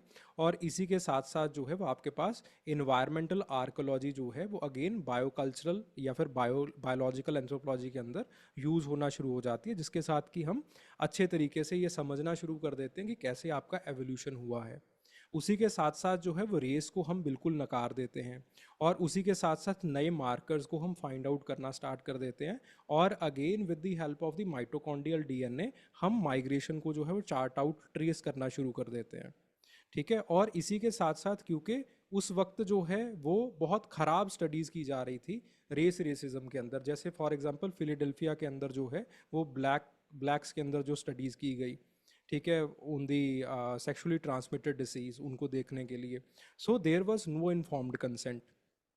तो उसके लिए हमने जो है वो अच्छे एथिकल स्टैंडर्ड्स जो है वो बनाए, जिनको अभी हम ट्रिपल ए स्टैंडर्ड्स के नाम से जानते हैं। ठीक है, सो वो सारी चीज़ें जो है यू कैन राइट इट। तो अगेन बड़ा अच्छा ही और बड़ा ही ओपन एंडेड सा क्वेश्चन था ये, बड़ा बहुत मतलब मज़ेदार क्वेश्चन था ये। हाँ जी। And then the theoretical perspective in the linguistic anthropology on the culture language uh, thought। अब बेसिकली अगेन एक नया अच्छा तरीका कि मैं जो है वो मुझे बहुत शर्म आ रही है कि वो सापीर हाइपोथेसिस बहुत बार पूछ लिया है, लेकिन पूछना मैंने अभी भी वो सापीर हाइपोथेसिस है, तो मैं कैसे पूछूं। ठीक है। तो उसने जो है वो बेसिकली पूछा कि theoretical perspectives own linguistic anthropology own culture language and thought, कि जो वो सापीर हाइपोथेसिस करता है उसी को जो है मैं सेंट्रल थीम बना दूं। तो बोस का जो ट्रेडिशन है वो स्टार्ट हुआ, और आपके पास वो कहता है कि हर एक कल्चर का जो है वो यूनिक लैंग्वेज है, यूनिक जो है वो उसका ग्रामर रहता है। ठीक है, और आपके पास फिर उसके बाद जो है सापीर और वुफ आते हैं, जो कि बताते हैं कि बेसिकली जो लैंग्वेज है वो अल्टीमेटली इंसान के थॉट को, परसेप्शन को जो है वो चेंज करता है। और इसी के साथ साथ कुछ नुआंसेस आने शुरू हो जाते हैं, चैलेंजेस तो नहीं है, नुआंसेस हैं। बर्लिन और के जो है वो आपके पास कुछ कल्चरल यूनिवर्सल्स की बात करते हैं। लेविंसन जो है वो कुछ स्पेशल फ्रेम्स के बारे में बात करते हैं, जैसे एब्सोल्यूट डायरेक्शंस। इनका मानना था कि तकरीबन सब के अंदर होती हैं, लेकिन फिर उसके बाद हमें एक सोसाइटी मिलती है, पिनाहा सोसाइटी। वहाँ पे एब्सोल्यूट डायरेक्शंस जो है वो नहीं है, बहुत कम उनके अंदर सेंस होता है। They are usually like left and right. ठीक है। Similarly there are certain numeric universals, वो कहते हैं कि 1 2 3 4 तो होगा, लेकिन पनाहा सोसाइटी के अंदर तो मैनी एंड फ्यू वाला ही कैटेगरी है। ठीक है। So there are more nuances कि आपके पास again linguistic and perception nuances जो है वो और ज़्यादा वाइडन अप हो जाते हैं। फिर उसके बाद डेलहाइम्स आते हैं, स्पीकिंग मॉडल्स के बारे में बताते हैं, बात करते हैं। जो कम्युनिकेटिव कम्पिटेंसीज हैं उनके बारे में बात करते हैं। फिर उसके बाद सोशो लिंग्विस्टिक्स आ जाते हैं कि कैसे जो है वो कोड स्विचिंग होती है, ठीक है, कहाँ पे नहीं होती है। अगेन फिर उसके बाद लिंग्विस्टिक आइडियोलॉजीज़ के बारे में बात की जाती है, जैसे for example Afro American vernacular English के बारे में। देन उसके बाद बोर्डो कहते हैं कि basically there is a linguistic market, एक लिंग्विस्टिक कैपिटल होता है जो कि आपके पास सोशल कैपिटल की तरह लोगों को आपस में जोड़ता है, लोगों को आपस में भिड़ाता भी है। Similarly there is a linguistic socialization, कि लैंग्वेज जो है वो अगेन इंसान कैसे जो है वो एक दूसरे के साथ मिलेगा, कैसे अपना जो है वो पर्सपेक्टिव बनाएगा, वो भी जो है वो बनाता है। ठीक है। सिमिलरली जैसे ही हम लैंग्वेज के अकॉर्डिंग टू लकॉफ, जैसे हम लैंग्वेज के अंदर अपने जो थीसिस को चेंज करते हैं, मेटाफर्स को चेंज करते हैं, तो बेसिकली जो है वो पूरा का पूरा जो लैंग्वेज है, जो हमारा स्ट्रक्चरल थॉट है, वो जो है वो चेंज हो जाता है। जैसे for example let's say time is equal to money. ठीक है। अब if the money is very important you will start saving time. ठीक है। तो ये जो है वो बेसिकली ये चीज़ें हैं। अब यही चीज़ें जो है वो हम प्रिपेयर करते हैं when we are preparing the social linguistics and the psycho linguistics और द एथनो लिंग्विस्टिक्स। उन्हीं को मिलाया गया और एक सवाल बना लिया गया और उन्हीं को हमने यूज़ करना था बस। पर हाँ, ये मुझे लगता है कर लिया होगा बच्चों ने कनेक्ट इतना तो। ये बड़े अच्छे, मतलब अगेन जो बच्चे जो है वो सापीर को अच्छे से जिन्होंने समझा, हाँ। वो बड़े अच्छे से निकल गया होगा उनका। Then, how the variation in the form of marriage led to rethinking of the social reproduction, kinship and family. अब बेसिकली यहाँ पे जो है जो इम्पोर्टेंट चीज़ है वो ये है कि पहले हम क्या करते थे कि जीनोलॉजी को एक इकलौता मॉडल मानते थे किनशिप के रिगार्डिंग, कि blood line is equal to kinship. But फिर हम्म। उसके बाद डेविड श्नाइडर आते हैं और डेविड श्नाइडर अगेन रीथिंकिंग के ऊपर जो है वो हमें मजबूर करते हैं। ठीक है। He starts with the rethinking of the kinship, और वो कहते हैं कि basically the kinship it is socially reproduced. ठीक है। सोशली रिप्रोड्यूस का मतलब क्या है, that on the basis of certain symbols, symbols like love which is very fluid. ठीक है। उसके ऊपर जो है वो हम बेसिकली आज कल के जो है वो किनशिप फॉर्म्स को बनाते हैं। सो बेसिकली आपके पास जो है वो beyond one model there are many ways to make the marriage और द फैमिली, जो कि अगेन ट्रेडिशनल जो डेफिनेशंस हैं उनकी फॉर्मेट्स के अंदर जो है वो नहीं आती हैं। So there might be polygyny, polyandry, sororate, levirate, cross cousin marriage, ghost marriages, same sex, queer marriages, etcetera etcetera etcetera etcetera. और आपके पास जो है वो अगेन वैरायटी ऑफ चेंजेस जो है वो आ सकते हैं। हो सकता है कि मोनोगैमी पोलीगैनी के अंदर बदल जाए, पोलीगैनी मोनोगैमी के अंदर बदल जाए। ठीक है। सिमिलरली अलग अलग सोसाइटीज़ के अंदर अलग अलग इन्वायरमेंट की वजह से जो है वो अलग अलग मैरिजेस होती हैं। So one model it can not be fitting all. दूसरा जो है वो अभी we are shifting from the blood to the relatedness. ठीक है। जैसे फॉर एग्जांपल डेविड श्नाइडर कहता है कि दी बायोलॉजिकल टाइज, ये जो है वो अगेन आपके पास बहुत ही ज़्यादा एथनोसेंट्रिक विचार है। अभी जो है वो जो हमारी सोसाइटीज़ हैं वहाँ पे सोशोलॉजिकल बॉन्ड्स जो है उनको प्राइमेसी दी जाती है। सिमिलरली आपके पास कास्टिन जो है वो ये कहती हैं that the kins they are made by living, feeding, dwelling together etcetera etcetera. Janet Carsten ने अगेन जब वो काम कर रही थी तो किसी ने खाना खिलाया और फिर उसके बाद उसको बेटी कहना शुरू कर दिया। तो वो जो है वो इस चीज़ के बारे में बात करती है कि खाना खाने से ही जो है वो मैं उसकी बेटी बन गई। ठीक है। देन उसके बाद बात आती है दी मार्शल साइलेंस।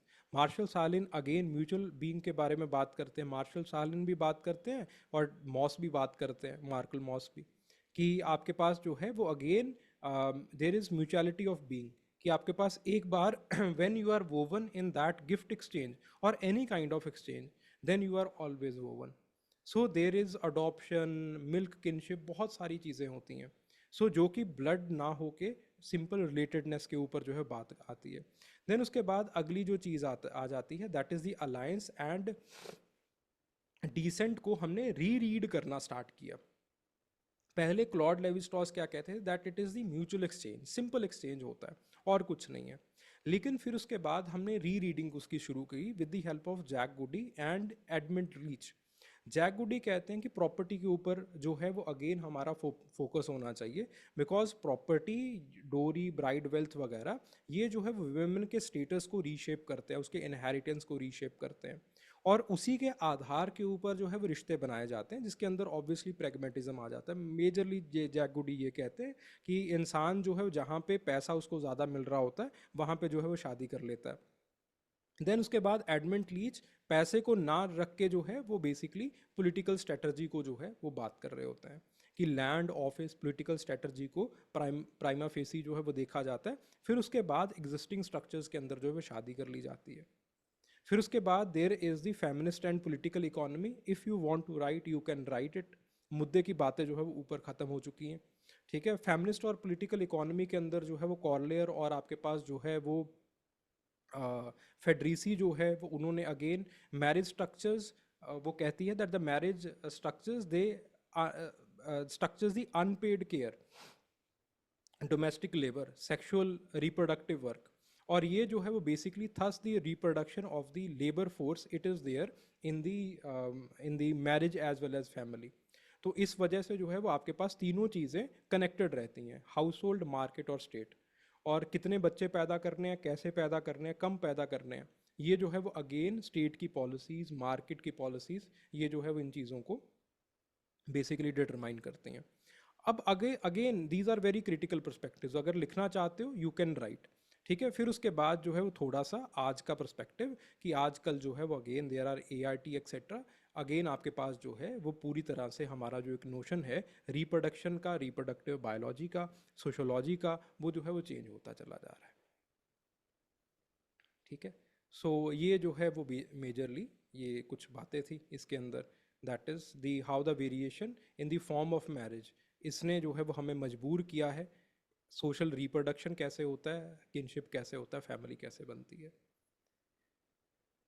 देन उसके बाद the next question, major theories on the origin of the food production, how the subsistence change, इसने जो है वो रेवोल्यूशन ये लेके आई है।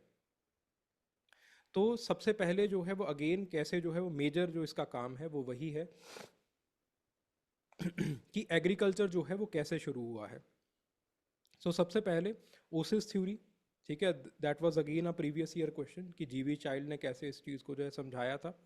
वो कहता है कि basically after the ice age जो एरिडिटी है वो इंक्रीज हो रही थी, और आपके पास जो है वो इस वजह से जो है वो आपके पास छोटे छोटे वाटर ओसिस जो है वो बनने शुरू हो गए, जिसकी वजह से जो है वो बेसिकली आपके पास जो है वो डोमेस्टिकेशन शुरू हो गया।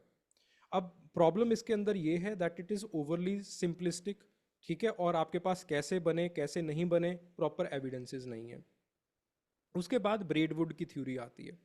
ब्रेडवुड की थ्योरी जो है वो आज तक की सबसे ज़्यादा फॉलोड थ्योरी है, one of the followed theory, ठीक है। और अक्सर जब मुझे जो है वो एक थ्योरी को चूज़ करना होता है तो मैं ब्रेडवुड की थ्योरी जो है वो चूज़ करता हूँ कि फार्मिंग जो है वो कुछ ऐसे जोन्स के अंदर चालू हुई यहाँ पे जो सीरियल्स जो हमने सबसे पहले उगाने शुरू किए उसके वाइल्ड एंसेस्टर्स जो है वो रहा करते थे, वो नेचुरली वहाँ पे उगा करते थे, और हम जो है वो फोर्जर्स थे, और हम उनको जो है वो उठा के जब लेके आ रहे थे तो उसके कुछ जो नाजुक पत्तियां थी या फिर उसके जो नाजुक सीड्स थे वो गिरे एक जगह के ऊपर, बार बार गिरते रहे, उसी के अंदर क्रॉस ब्रीडिंग हुई, और अल्टीमेटली आपके पास जो बहुत ही ज़्यादा वाइल्ड और रिजिड जो सीरियल्स की वैरायटीज़ थी वो हमारे लिए एडिबल हो गई।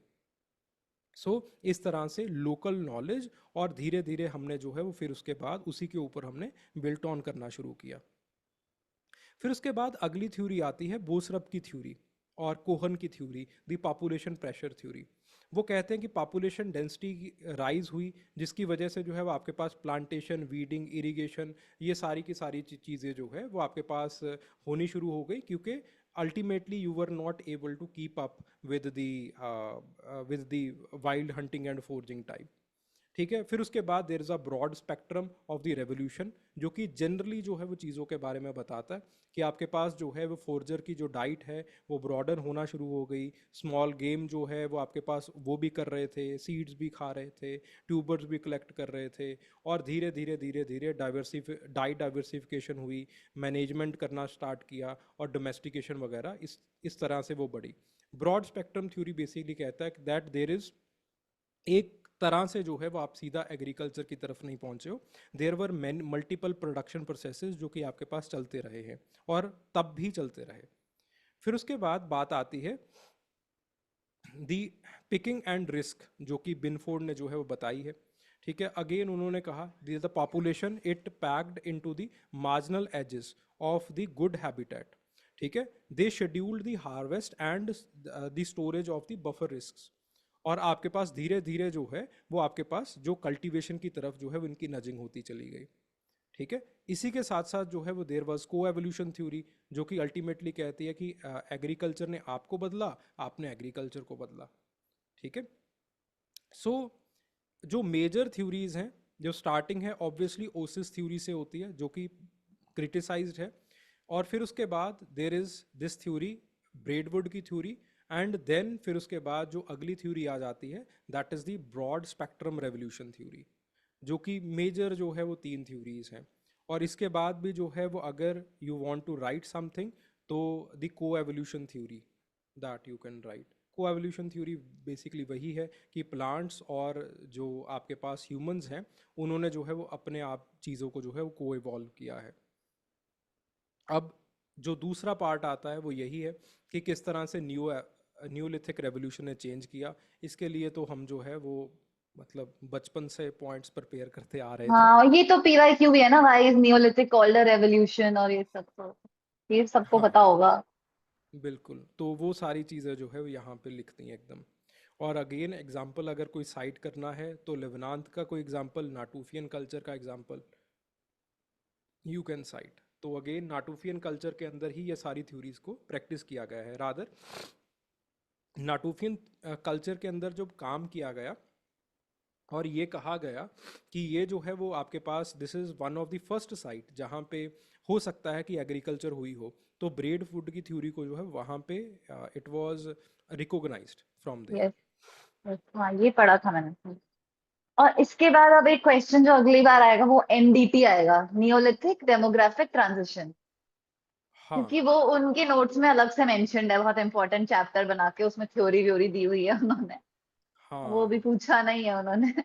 बिल्कुल बिल्कुल, वो अभी पढ़े हैं उनके एग्जैक्टली exactly, तो हाँ बिल्कुल उनके अभी कुछ चैप्टर्स हैं जो कि पढ़े हुए हैं, सही बात है। हाँ, जो उनके अभी अब इम्पोर्टेंट आगे चैप्टर है उसमें घुसे नहीं है वो। अब इसके बाद वही बचता है, तो आ गया नियोलिथिक में सब पूछ लिया, अब हाँ नियोलिथिक डेमोग्राफी वगैरह पूछेंगे। बिल्कुल बिल्कुल, तो वो चीज़ें हैं बिल्कुल, उनको फिर अभी नोट्स के अंदर फिर से इनकॉर्पोरेट करते हैं। So, critically discuss the centrality of the Africa in the narrative of the human evolution. अब इसके अंदर जो है वो अगेन आप भर भर के चीज़ों को लिख सकते थे। ठीक है, आउट ऑफ अफ्रीका हाइपोथेसिस, और आपके पास जो है वो क्या क्या एविडेंसेस हैं जो कि कहते हैं कि आप अफ्रीका से बने हो, पैन अफ्रीका एडमिक्सचर क्या है, एक्सेट्रा एक्सेट्रा, जो जो दिमाग में चीज़ें चल रही हैं दैट यू कैन राइट। ठीक है, तो आपके पास जो है वो again there are certain fossil records. सबसे पहला जो बाइपेडल का जो स्टेप था वो अफ्रीका के अंदर लिया, और ये महान माना जाता है सेलेंथ्रोपस ने लिया। फिर उसके बाद जो है वो अर्धीपिथिकस, ऑस्ट्रेलोपिथिकस और पैरेंथ्रोपस, होमो इरेक्टस वगैरह, ये सब लोग जो है वो अफ्रीका के अंदर ही पैदा हुए हैं। फिर उसके बाद आपके पास जो अर्लीस्ट टेक्नोलॉजीज़ हैं वो भी अफ्रीका के अंदर ही मिली हैं। ओल्ड वन टूल, अशूलियन टूल, अशूलियन के अंदर भी जो बायोफेसेस हैं, हैंड एक्सेस वगैरह हैं, वो भी अफ्रीका के अंदर ही शुरुआत हुई। फिर उसके बाद जेनेटिक्स के अंदर जो माइटोकॉन्ड्रियल ईव है, और आपके पास जो वाई क्रोमोसोम का एडम है। माइटोकॉन्ड्रियल ईव क्यों कहा जाता है? ईव का मतलब होता है माँ, ठीक है, क्योंकि एडम और ईव वो वाला। ठीक है, तो वाई जो है वो ऑब्वियसली फादर से आएगा, तो Y chromosome Adam, mitochondrial Eve, तो हम मान सकते हैं कि होमोसेपियंस जो है देवर ईव। और जो आपके पास जो हो सकता है दैट जब एडमिक्सचर हुआ नेंडरथाल मैन दे वर एडम, ठीक है। तो हमें माइटोकॉन्ड्रियल ईव जो है वो अफ्रीका से मिली है, ठीक है, और वो जो है वो तकरीबन 1,50,000 साल पुरानी है। उसी के साथ साथ देयर आर फॉसिल रिकॉर्ड्स। तो फॉसिल रिकॉर्ड्स जो है वो अगेन आपके पास 3 लाख साल पुराने जबेल इरहोद यानी कि जो आपके पास मोरक्को के अंदर है, ओबो कबीश, ये जो है वो आपके पास मिले हैं, ठीक है। ह्यूमन लाइक फेसेस वहाँ पे मिले हैं। ह्यूमन लाइक फेसेस का मतलब ठुड्डी वगैरह जो है वो बननी अभी शुरू हो गई है, वो सारी चीज़ें, नस्ल ब्रिज बनना शुरू हो गया है।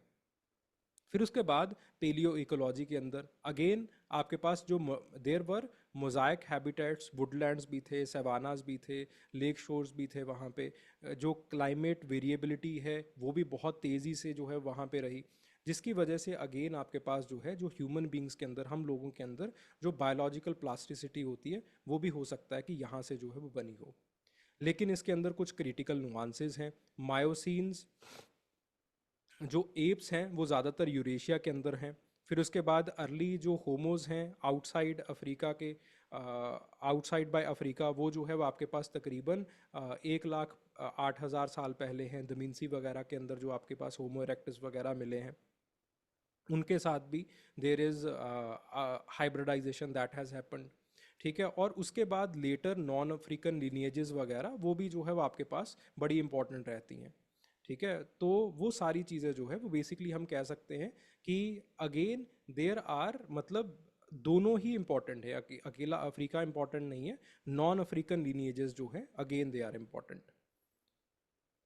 Then 8th A, post modernism for the social justice and empowerment. तो बेसिकली अगेन बहुत ही ज़्यादा नुआंस्ड क्वेश्चन, बहुत ही ज़्यादा नुआंस्ड क्वेश्चन, कि ऐसा जो है वो क्वेश्चन, मतलब अगेन हम सोच सकते थे कि मैक्सिमम ये पोली वोकैलिटी के ऊपर पूछ लेंगे, लेकिन नहीं, अभी जो है वो देवर गोइंग ऑल इन। तो उन्होंने जो है वो पूछ लिया दैट पहला, they are doing the critique of grand narratives, कि लोकल जो नरेटिव्स हैं वो भी आगे निकल के आए। फिर उसके बाद पावर का वो क्रिटिक करते हैं, ताकि आपके पास जो है वो अगेन जो कैटेगरीज पावर क्रिएट कर रहा है, जैसे क्रिमिनल ट्राइब वगैरह, बैकवर्ड क्लास, इसको क्रिएट किया गया, तो इसको जो है वो इस तरह से नेम ना किया जाए, इसके जो है वो अगेन ये जो हार्मफुल लेबल्स हैं इनको अनडू किया जाए। जैसे फॉर एग्जांपल पिछले साल पीवीटीजीज के ऊपर क्वेश्चन पूछा गया था। सो पहले जो है वो उनको पीटीजी कहा जाता था, परमिटिव ट्राइबल ग्रुप। फिर उसके बाद रॉय बर्मन ने कहा कि नहीं, ऐसा नहीं करो, अगर आप इसको बार बार इनको परमिटिव परमिटिव करते चले जाओगे तो इनके अंदर एक प्रोटो नेशनलिज्म क्रिएट हो जाएगा, ये खुद को ही मान लेंगे कि हम लोग परमिटिव है, हम लोग तो ऐसे ही हैं।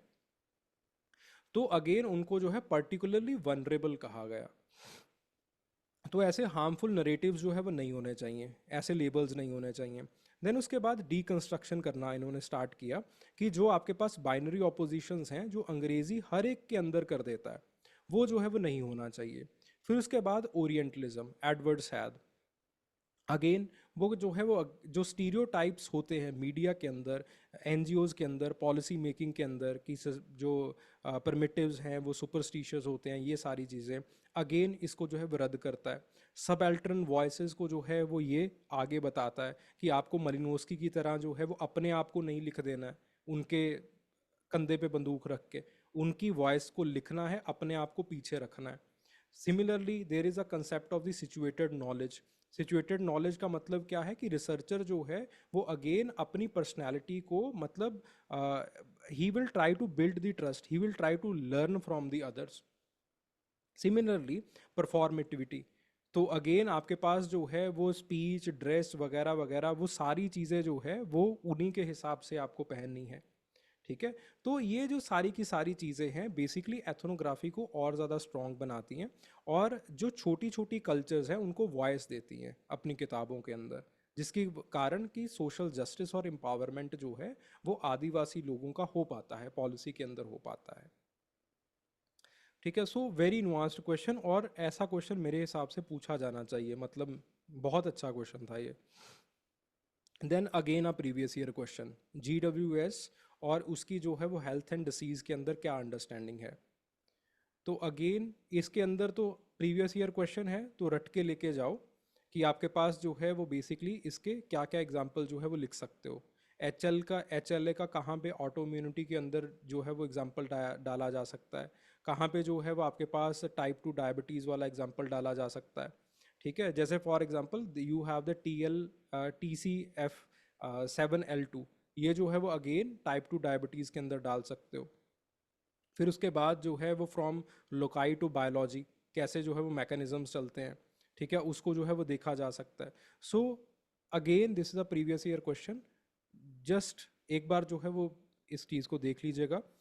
बिल्कुल एज इट इज़ जो है वो ये सवाल पूछा गया था, आई थिंक इन 2001, 2001 में पूछा गया था ये सवाल। तो एज इट ये इज़। हाँ, मैंने भी ये सॉल्व किया है कभी पीवाई क्यूज में। मतलब एट वाला जो क्वेश्चन है, मुझे लगता है तीनों ही बहुत अच्छे थे, 8 ABC। हाँ, तो एट फिर तो से सबको उठा लेना चाहिए। ये पिछले साल वाला ही, आई थिंक पिछले से पिछले साल वाला ये रिपीट हो गया। हाँ लेकिन हाँ, मतलब वही ना, सब फोरेंसिक्स आता रहता है, और ये फेशियल रिकंस्ट्रक्शन भी इसमें पूछा हुआ है पहले। हाँ, तो एट इसके तो अंदर अच्छा था। बिल्कुल बिल्कुल। तो बायोलॉजिकल प्रोफाइल कैसे बनेगी? पहले वो लिख दोगे कि पहले सेक्स पता करेंगे, एज पता करेंगे, स्टेचर पता करेंगे, फिर उसके बाद उसकी एफिनिटी कौन सी है वो पता करेंगे, फिर उसके बाद ट्रॉमा पता करेंगे, फिर उसके बाद जो है वो अल्टीमेटली आप उसका कुछ इंडिविजुअलाइजेशन, टीथ वगैरह फेशियल रिकंस्ट्रक्शन करना स्टार्ट कर देते हैं, अल्टीमेटली डीएनए एनालिसिस, फिर उसके बाद फेशियल रिकंस्ट्रक्शन कैसे करते हैं। सो वही सॉफ्ट टिश्यूज डेप्थ वगैरह को देख के, जो अगेन प्रीवियस ईयर क्वेश्चन जो हमने सॉल्व किया था, एग्जैक्टली बिल्कुल वैसा। तो ये ऐसे क्वेश्चंस होने चाहिए जो कि प्रीवियस ईयर क्वेश्चन के जो आ गए, इसके अंदर तो ऐसे होना चाहिए कि ठीक है 70% लेके आएंगे। हाँ हाँ हाँ, और ये जल्दी जल्दी कर लेने चाहिए, ताकि बिल्कुल वो वाला जो है जहाँ सोचना पड़े उसको फिर ध्यान दें। बिल्कुल। सो मेरे हिसाब से paper it was quite tricky. ठीक है, डिफ़िकल्ट पेपर था मेरे हिसाब से, खास करके जैसे मैंने आज बच्चों की हालत देखी है, क्योंकि it is the last paper, और लास्ट पेपर के अंदर कुछ ना कुछ बच्चे कोई ना कोई जनरल स्टडीज़ के अंदर खराबी करके आए होते हैं, और पूरा का पूरा ऑप्शनल पेपर के ऊपर उनका ध्यान होता है कि ऑप्शनल का पेपर सही हो जाए। जिनके जनरल स्टडीज़ के पेपर अच्छे हो रखे होते हैं, उनको ये होता है कि ऑप्शनल का पेपर डूब ना जाए। मतलब हमने पहले भी यही बात की थी ना कि सर अब ट्रेंड चेंज हो रहा है और एनालिटिकल होते जा रहे हैं, तो बिल्कुल बिल्कुल वैसा ही देखने को मिलता है। और कोई ज्यादातर क्वेश्चन डायरेक्ट है ही नहीं, उसको आपको एक पार्ट को दूसरे से लिंक करना है, तभी आप एक्सप्लेन कर पा रहे हो। मतलब व्हाट बिल्कुल इज दिस बिल्कुल तो पूछते ही नहीं है, what does this mean under something else, फिर तीन चार कीवर्ड डाल देते हैं। तो मतलब बच्चों को बैठ के पढ़ने से ज्यादा आंसर लिखने पे ध्यान देना चाहिए अब। बिल्कुल बिल्कुल। और प्रीवियस ईयर क्वेश्चंस करो, और प्रीवियस ईयर हाँ क्वेश्चंस के अंदर अगेन मतलब वो मेरा क्रिटिसिज्म काफ़ी ज़्यादा सीवियर रहता था कि ऐसे करके जो है वो थिंकर्स ही थिंकर्स होते हैं इनके तो। ठीक है, तो अगेन मेरे हिसाब से now it is the demand of the time. ठीक है, तो इस साल मैंने काफ़ी कम कर दिए थे वो, मतलब नोट्स वगैरह के अंदर ना, मैंने कहा कि बहुत ज़्यादा है, सच में बहुत ज़्यादा हो रहा है। और वो मतलब देवर वैलिड पॉइंट्स कि क्या हमें इतना कुछ याद याद रहेगा when we are entering into the hall. तो obviously my answer was no, कि नहीं रह पाएगा। तो कहते फिर वही दो हमें कि जो हमें याद रहे। तो लेकिन अभी जो है वो याददाश्त को अभी इंक्रीज ही करना पड़ेगा, और कोई चारा है नहीं। हाँ हाँ, नहीं नहीं, याद रखना पड़ता है। मैंने भी पता नहीं कैसे याद करे थे, मतलब एक साल में नहीं होते, ये बात सच है, फर्स्ट अटेम्प्ट में नहीं होता है नहीं इतने होंगे। याद। लेकिन सेकेंड अटेम्प्ट ऑनवर्ड्स इतनी फेमिलियरिटी विद सब्जेक्ट आ जाएगी ना, जब वो बैठ जाएगी, जिसकी वो बैठ जाती है, कि जिसको समझ आ जाए कि एंथ्रो की स्टोरी क्या चल रही है, हर चीज कैसे अंदर से कनेक्टेड है, फिर सब कितने ही थिंकर आ जाए याद होने लगता है, because everything is a part of a story. कि हाँ अगर फ्रांसिस डाल्टन का कोई काम है, तो उसका वो काम ऐसा क्यों है, तो उसकी भी स्टोरी है। आज तो उन्होंने हिस्ट्री ही पूछ लिया ना, पेडिग्री वाला। तो ये तो मैंने हाँ आउट ऑफ इंटरेस्ट कभी पढ़ी थी कि फ्रांसिस डाल्टन शायद डार्विन का कोई कजन वजन था, और हाँ हाँ। डार्विन के काम के चक्कर में इसको भी हो गया कि मैं ट्विन स्टडीज करूंगा, और फिर वहां करते करते वो पेडिग्री में घुस गया। तो मतलब बिल्कुल ये ये रेलेवेंट नहीं है याद रखना, बट अभी ऐसा हो गया है कि एंथ्रो पढ़ने के लिए एंथ्रो में इंटरेस्ट बनाना पड़ेगा। जो बिल्कुल पहले बिल्कुल। होता था ना कि वो 3 महीने में आप बस ले लेना, छोटा सिलेबस है, वो वाला तो नहीं रहा है सर। नहीं नहीं, छोटा सिलेबस है ही नहीं। छोटा सिलेबस है ही नहीं। आपको मतलब पूरा मजा मजे से पढ़ना पड़ेगा। जिस दिन आप मजे लेके पढ़ने लगेंगे, जो बच्चे, उनका बहुत अच्छे से जाएगा, क्योंकि उनको ऐसे आंसर लिखने में भी मजा आएगा। या यार बिल्कुल। ये अच्छा पूछा ना, अब मैं बताता हूँ उसका आंसर, तब जाके वो आंसर फॉर्म करेगा। रटने वाला तो नहीं चलेगा। मेरे हिसाब से दूसरी जो और चेंज आई है वो ये है कि now it will become very difficult to write in points. बहुत कम क्वेश्चंस रह जाएंगे, जैसे ये फोरेंसिक्स वाला क्वेश्चन है, that you can right in points. ठीक है, कुछ GWS वाला क्वेश्चन था, that you can right in points. But majority of the questions ऐसे पूछे गए हैं जिसके अंदर ज़्यादा से ज़्यादा आपके पास क्या ही है, मतलब चार पांच थीम्स ही निकल रही हैं, या फिर चार पांच क्या, दो तीन थीम्स ही निकल रही हैं। So in that basically you have to again enter into the paragraph format. So वो वाला जो एक पहले पर्सपेक्टिव हुआ करता था कि जो आंसर जो है वो पॉइंट फॉर्मेट में है उसको ज़्यादा नंबर मिलेंगे, जो पैराग्राफ फॉर्मेट में है उसको कम नंबर मिलेंगे, वो वाला तो बिल्कुल जा चुका है। एनालिसिस करना है तो फिर लंबे लंबे पैराग्राफ बन जाते हैं। पर जब हम लास्ट वाला एग्जाम दे रहे थे 23 वाला, तब भी आपने मुझे, तब से हो गया है ये चेंज सर, आपने मेरे यही कराया था। मेजर जो चेंज था कि हाँ 3 ही पॉइंट लिखो 10 मार्कर में, लेकिन उनको एक्सप्लेन कर दो और हर एक का एक एग्जाम्पल दे दो। तो रफली वो कहीं ना कहीं 6 पॉइंट के बराबर हो जाता है, एक हेडिंग, उसको अच्छी सी एक्सप्लेनेशन और एग्जाम्पल। उतना काफी बिल्कुल। है, 3 पॉइंट बहुत है 10 मार्कर में, 5 पॉइंट 15 मार्कर में। बस लेकिन बिल्कुल उनको बिल्कुल। समझाना है। बिल्कुल वो चीज़ें बहुत अच्छा काम करती हैं रादर। ठीक है चलिए, सो दिस वाज ठीक है। एनालिसिस। Thank you.